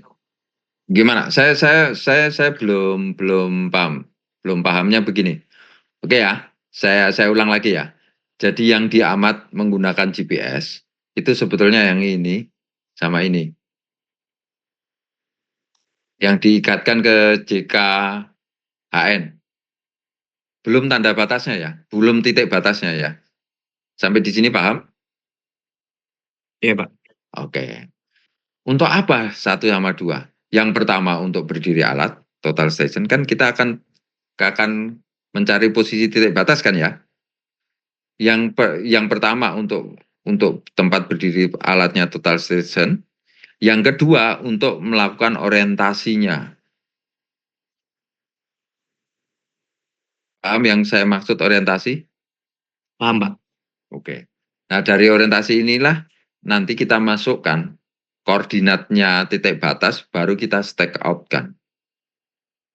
Itu yang dimaksud. Nah, balik ke pertanyaannya tadi, yang dimaksud terlihat sehingga tidak perlu titik batas, titik bantu kedua itu yang mana ya, Mas ya? Maksud saya, semisal tanda batas yang ingin di stake out itu berada di area yang di titik BM yang telah diikatkan ke JKHN. Jika bisa nggak masalah. Oh, tidak perlu titik bantu. Ya, jika bisa ya. Jika bisa. Jika bisa langsung diukur dengan GPS kan? Iya, Pak. Ya, jika bisa. Nah, gimana caranya kalau itu udah ada, apa itu pengukuran itu sudah sesuai dengan titik batas yang ditetapkan lewat IUP?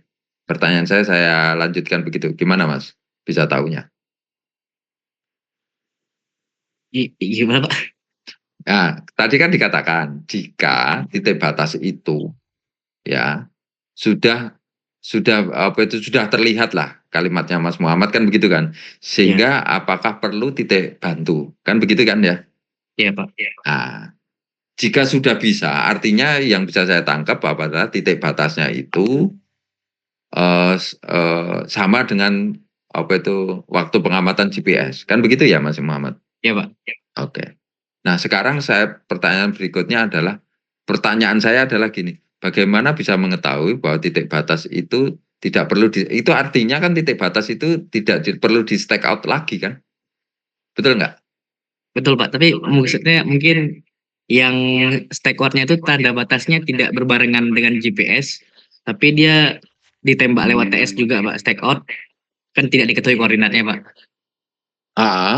Terus? Diketahui koordinatnya ingin diterapkan ke lapangan ya, Pak? Iya, Pak. Iya dong. Kalau nggak diketahui koordinatnya tuh stake out apa gitu loh. Ya kan? Intinya stake out kan ada input, ada untuk backside, ada untuk outputnya kan? Iya, Ada Pak. tiga hal yang diketahui gitu loh. Tapi kalau dari pengukuran GPS-nya awal, misalkan saya rencanakan ada di suatu tempat untuk BM-nya gitu atau untuk titik bantunya gitu kan. Ternyata setelah diamati GPS, sama persis hasilnya dengan SK. Ya sudah, nggak perlu kan? Nggak ada stake out lagi kan? Betul nggak? Betul, Pak. Jadi itu faktor ketidaksengajaan yang akhirnya malah meringankan pekerjaan berikutnya kan? Betul nggak? Ini kita di lapangan kan nggak ada itu. Mana tuh titik batas kan belum tahu kan. Akhirnya pakai sistem pendekatan dengan cara stake out kan. Tapi ketika ngukur titik bantu ternyata malah koordinatnya sama dengan koordinat SKUP, ya itu kan kebetulan kan. Oh, Ya iya, nggak? Pak. Oke. Ada pertanyaan lagi? Bagus pertanyaannya Mas Muhammad. Izin bertanya Pak, saya agak Silakan. penasaran karena kan titik batas tadi kan diatur itu termasuk rapat ya, ada yang 100 meter, ada yang 500. Nah itu berarti kita harus mendesain jaring kontrol titik bantunya itu sepanjang lintasan tersebut atau bagaimana nggih? Nah, sekarang pertanyaannya saya balik. Kalau menurut Mas Muhammad Abdul Ghafur, itu ringkasnya gimana? Kalau yang saya bayangkan mungkin mungkin 2 titik bantu cukup, tapi harus terlihat begitu kalau menggunakan TS. Nah, tapi masalahnya kan juga ada keterbatasan itu gitu ya. Ya, betul Mas.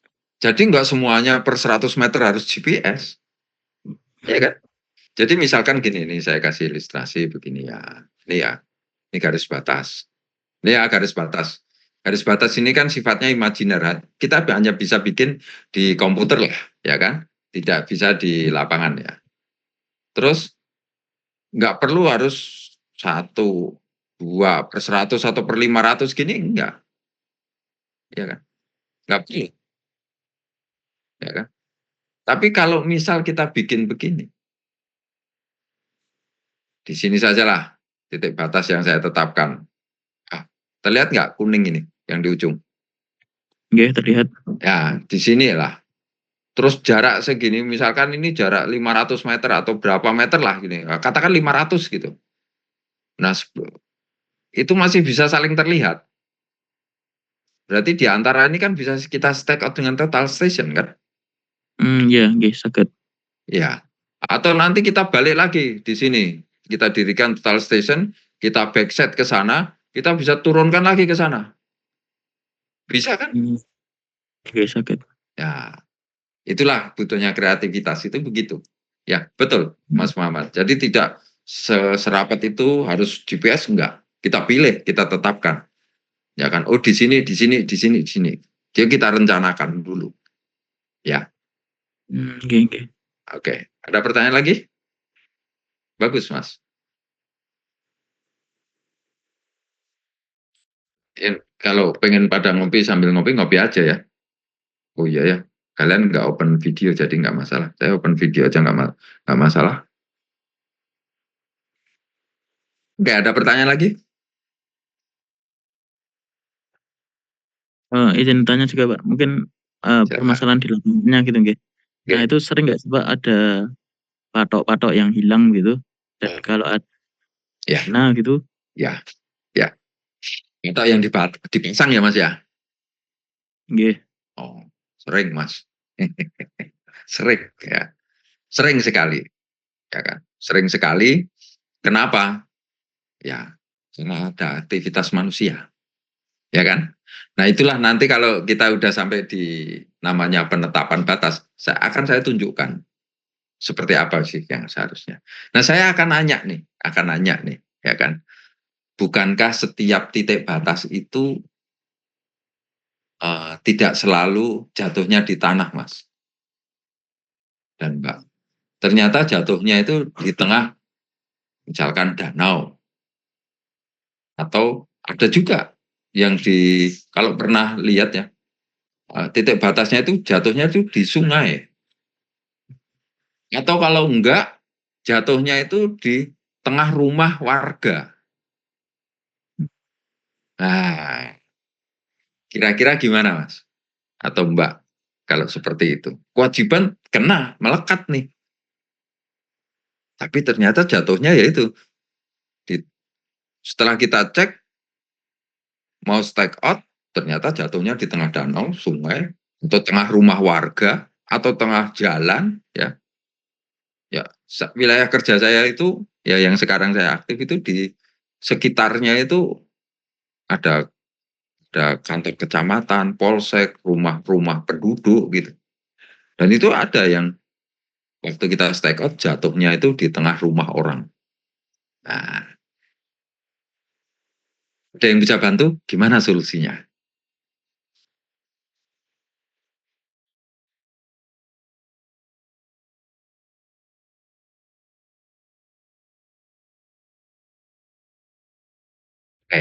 Gini Mas dan Mbak, ya. Jadi kalau yang kita tetapkan menurut SK, di SK itu hanya menetapkan titik sudutnya, titik sudut batas-batasnya. Seperti yang tadi disampaikan Mbak siapa tadi? Mbak Nuwanda atau siapa tadi? Itu ya, itu titik sudut. Terus kalau tidak bisa kita memasang titik-titik sudut atau titik batasnya, kita boleh memasang yang namanya titik referensi. Jadi begini titik referensi itu. Ini saya kasih ilustrasi. Oh sorry, ini warnanya nggak kelihatan. Saya ganti dengan ini warna ini. Jadi misalkan ini titik batasnya nih. Ternyata jatuh di tengah rumah orang nih. Nah, contohnya gini, titik batasnya. Terus kita sudah mengamat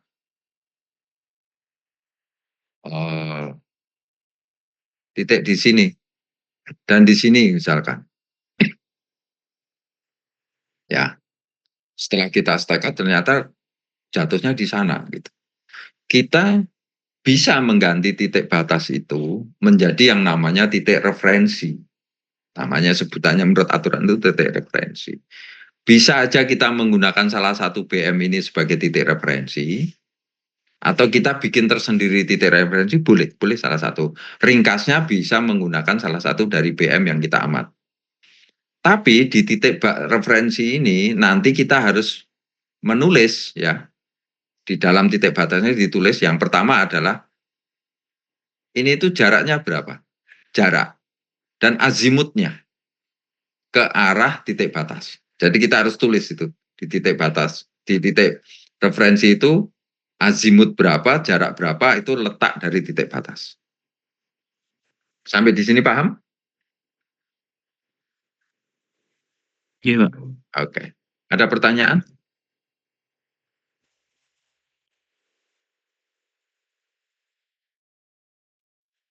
Kalau tidak ada pertanyaan, saya akan lanjut. Nah, ini deh. Oh iya, silakan. Ya, semisal tadi kalau ada patok hilang, bukan tidak bisa masang patok, Pak, tapi apakah banyak patok yang hilang kalau di pertambangan? Oh banyak.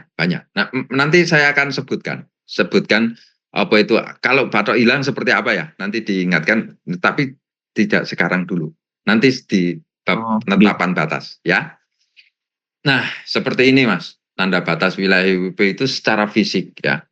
Secara fisik itu wujudnya begini ya. Jadi patoknya ini panjang keseluruhan minimal 75 cm. Bentuknya itu beton ya. Beton bertulang. Dengan dimensi lebar bawah, tapak bawah 60 cm, paling atas itu ada 30 cm bertulang, bersayap ya di atas, dan yang muncul di permukaan tanah itu 50 cm. Kemudian yang tertanam itu 75 cm. Sorry, tadi saya nyebutnya 75 cm dari atas, tapi yang tertanam 75 cm, yang muncul di permukaan adalah 50 cm.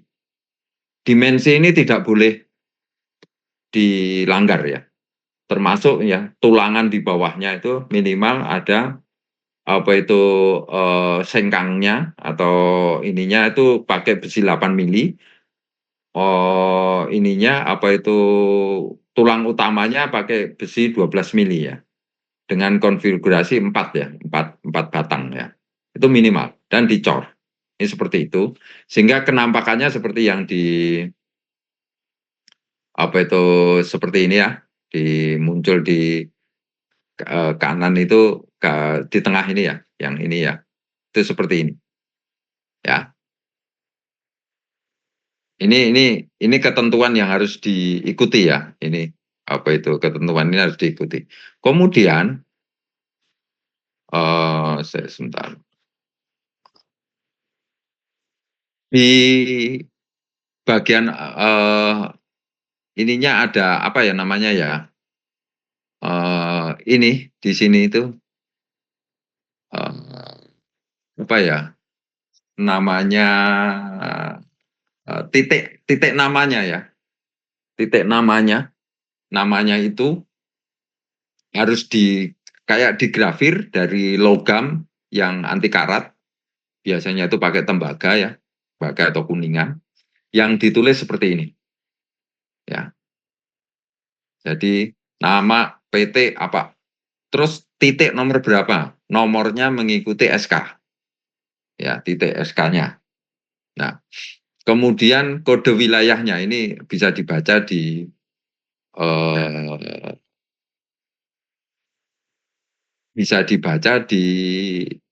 SK IUP, izin usaha pertambangan itu ada kode wilayah. KW itu kode wilayah, kemudian logo ESDM, kemudian nomor KW-nya. Ini titik batas ya, titik batas. Nah, sementara kalau titik referensi, ini yang ini, itu ada jarak dan azimutnya ke arah titik batas. Ya kan? Nah, terus di atasnya sini ya, di atas ini harus ada yang namanya marking untuk apa itu markingnya tanda batas atau markingnya benchmark ya, ini sangat umum ya, adik-adik semua pasti paham.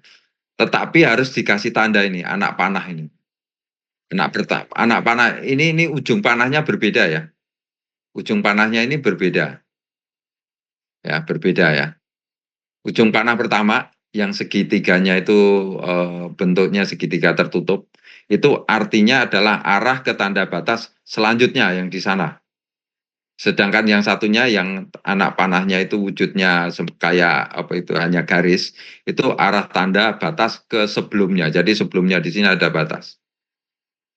Nah, terus yang berikutnya adalah ketentuan yang berikutnya, tanda ini ya, marking ini atau ini ya, saya kasih biru ini, itu harus menghadap ke arah wilayah IUP. Dulu ya, dulu sebelum ketetapan 1825 informasi nama titik batas ini itu harus menghadap ke arah utara ya. Tapi kalau sekarang tidak, ini menghadap ke wilayah IUP-nya. Jadi maksudnya begini, misalkan ini ada wilayah UP ya, ya ideal begini ya. Ya, ini ada tanda batas. Nah, ini markingnya ini itu adalah ke arah sini ya, ke arah wilayahnya itu. Kalau di sini ya berarti apa itu ke arah wilayah dalamnya sini. Jadi misalkan kalau di sudut 4 gini agak sulit ya, apakah dipasang miring ya, enggak miring gitu loh.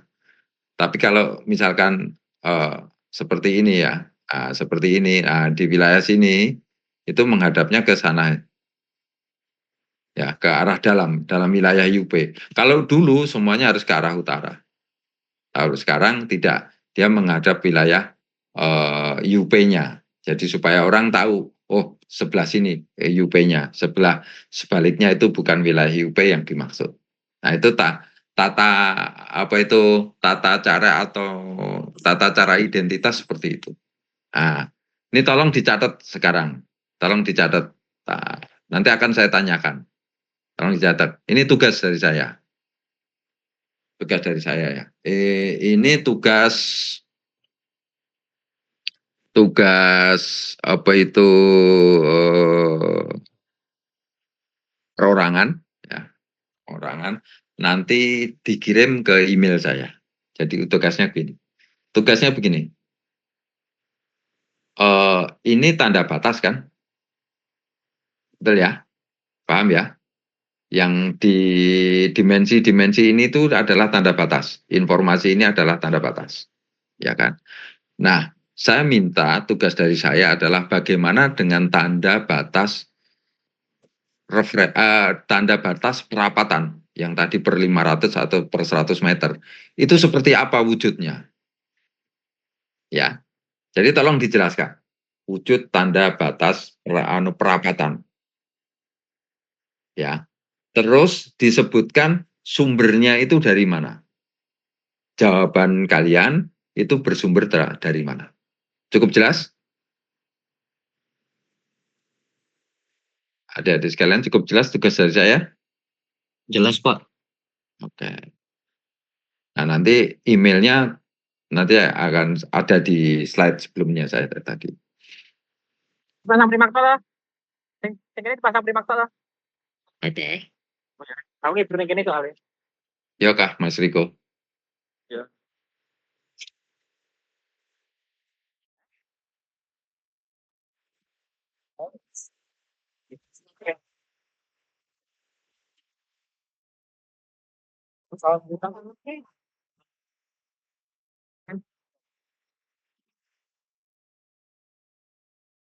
Ada pertanyaan Mas Riko?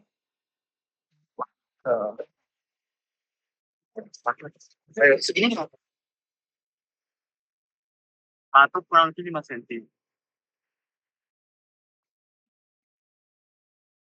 Mas Riko ada pertanyaan? Mohon maaf Pak, tadi kepencet. Oke. Kirain mau bertanya. Oke, selanjutnya. Nah, ini namanya penetapan tanda batas. Nanti setiap perusahaan akan dapat seperti ini.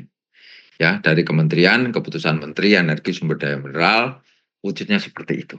Ya. Nah, terkait dengan pertanyaan tadi Mas Muhammad Abdul Ghafur, kalau hilang seperti apa? Oke. Saya stop dulu, saya siapkan dulu jawabannya.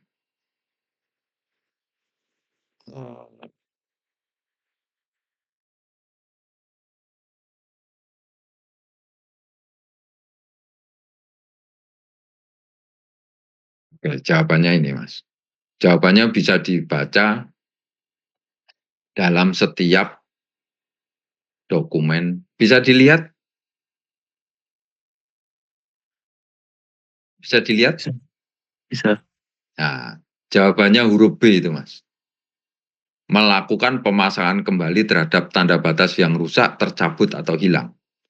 Jadi, dalam SK penetapan itu, isinya selain itu disetujui, ditetapkan, ya kan, juga ada suatu kewajiban yang harus dilakukan, ya kan, bagi perusahaan yang sudah ditetapkan. Yang pertama adalah ini, segera melaporkan kalau terjadi perubahan luas wilayah, ya, baik itu penciutan. Terus yang kedua, melakukan pemasangan kembali terhadap tanda batas yang rusak, tercabut, atau hilang. Kemudian yang ketiga, menjaga dan memelihara setiap tanda batas. Dan itu tiap 3 bulan sekali, itu harus kita laporkan, ya, dilaporkan. Kemudian menyimpan dan memelihara data hasil pengukuran, baik awal maupun pengukuran berikutnya terkait dengan yang hilang atau rusak. Kemudian menyampaikan laporan pemeliharaan dan perawatan tanda batas yang telah dipasang kepada inspektur tambang secara berkala, dan dimasukkan dalam setiap tahunnya itu anggaran untuk perawatan dan pemeliharaan tersebut. Cukup jelas, Mas Muhammad Abdul Oke Ghafur? Pak, cukup sih. Ya, jadi artinya apa? Kalau hilang ya harus ditekan. Itu menjadi kewajiban. Oke.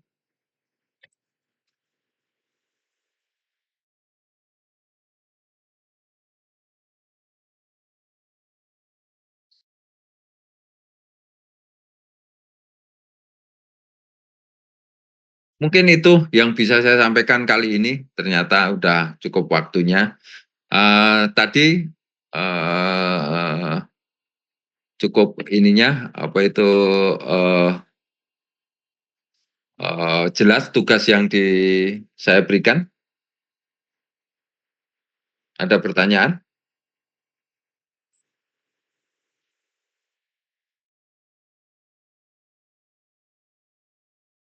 Ada pertanyaan? Di chat room itu alamat email saya untuk menyampaikan apa itu tugas, dan tolong bisa disampaikan tugasnya sebelum kuliah selanjutnya. Kuliah survei tambang hari apa?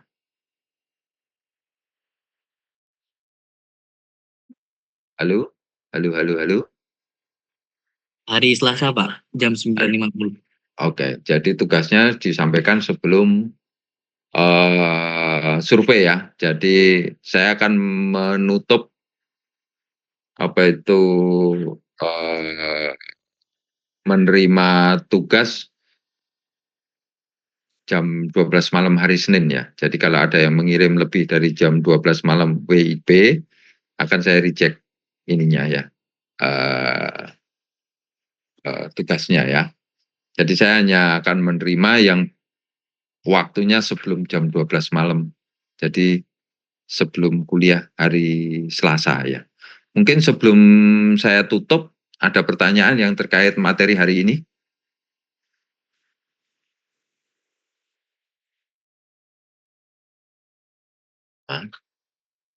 Halo?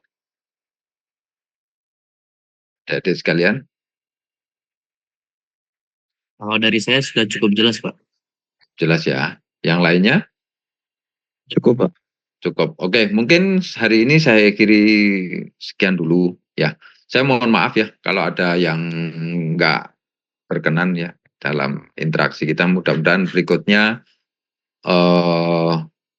ada apa itu, ada materi-materi yang apa itu baru yang bisa saya sampaikan, dan sekali lagi saya mohon maaf apabila ada yang kurang berkenan dalam penyampaian.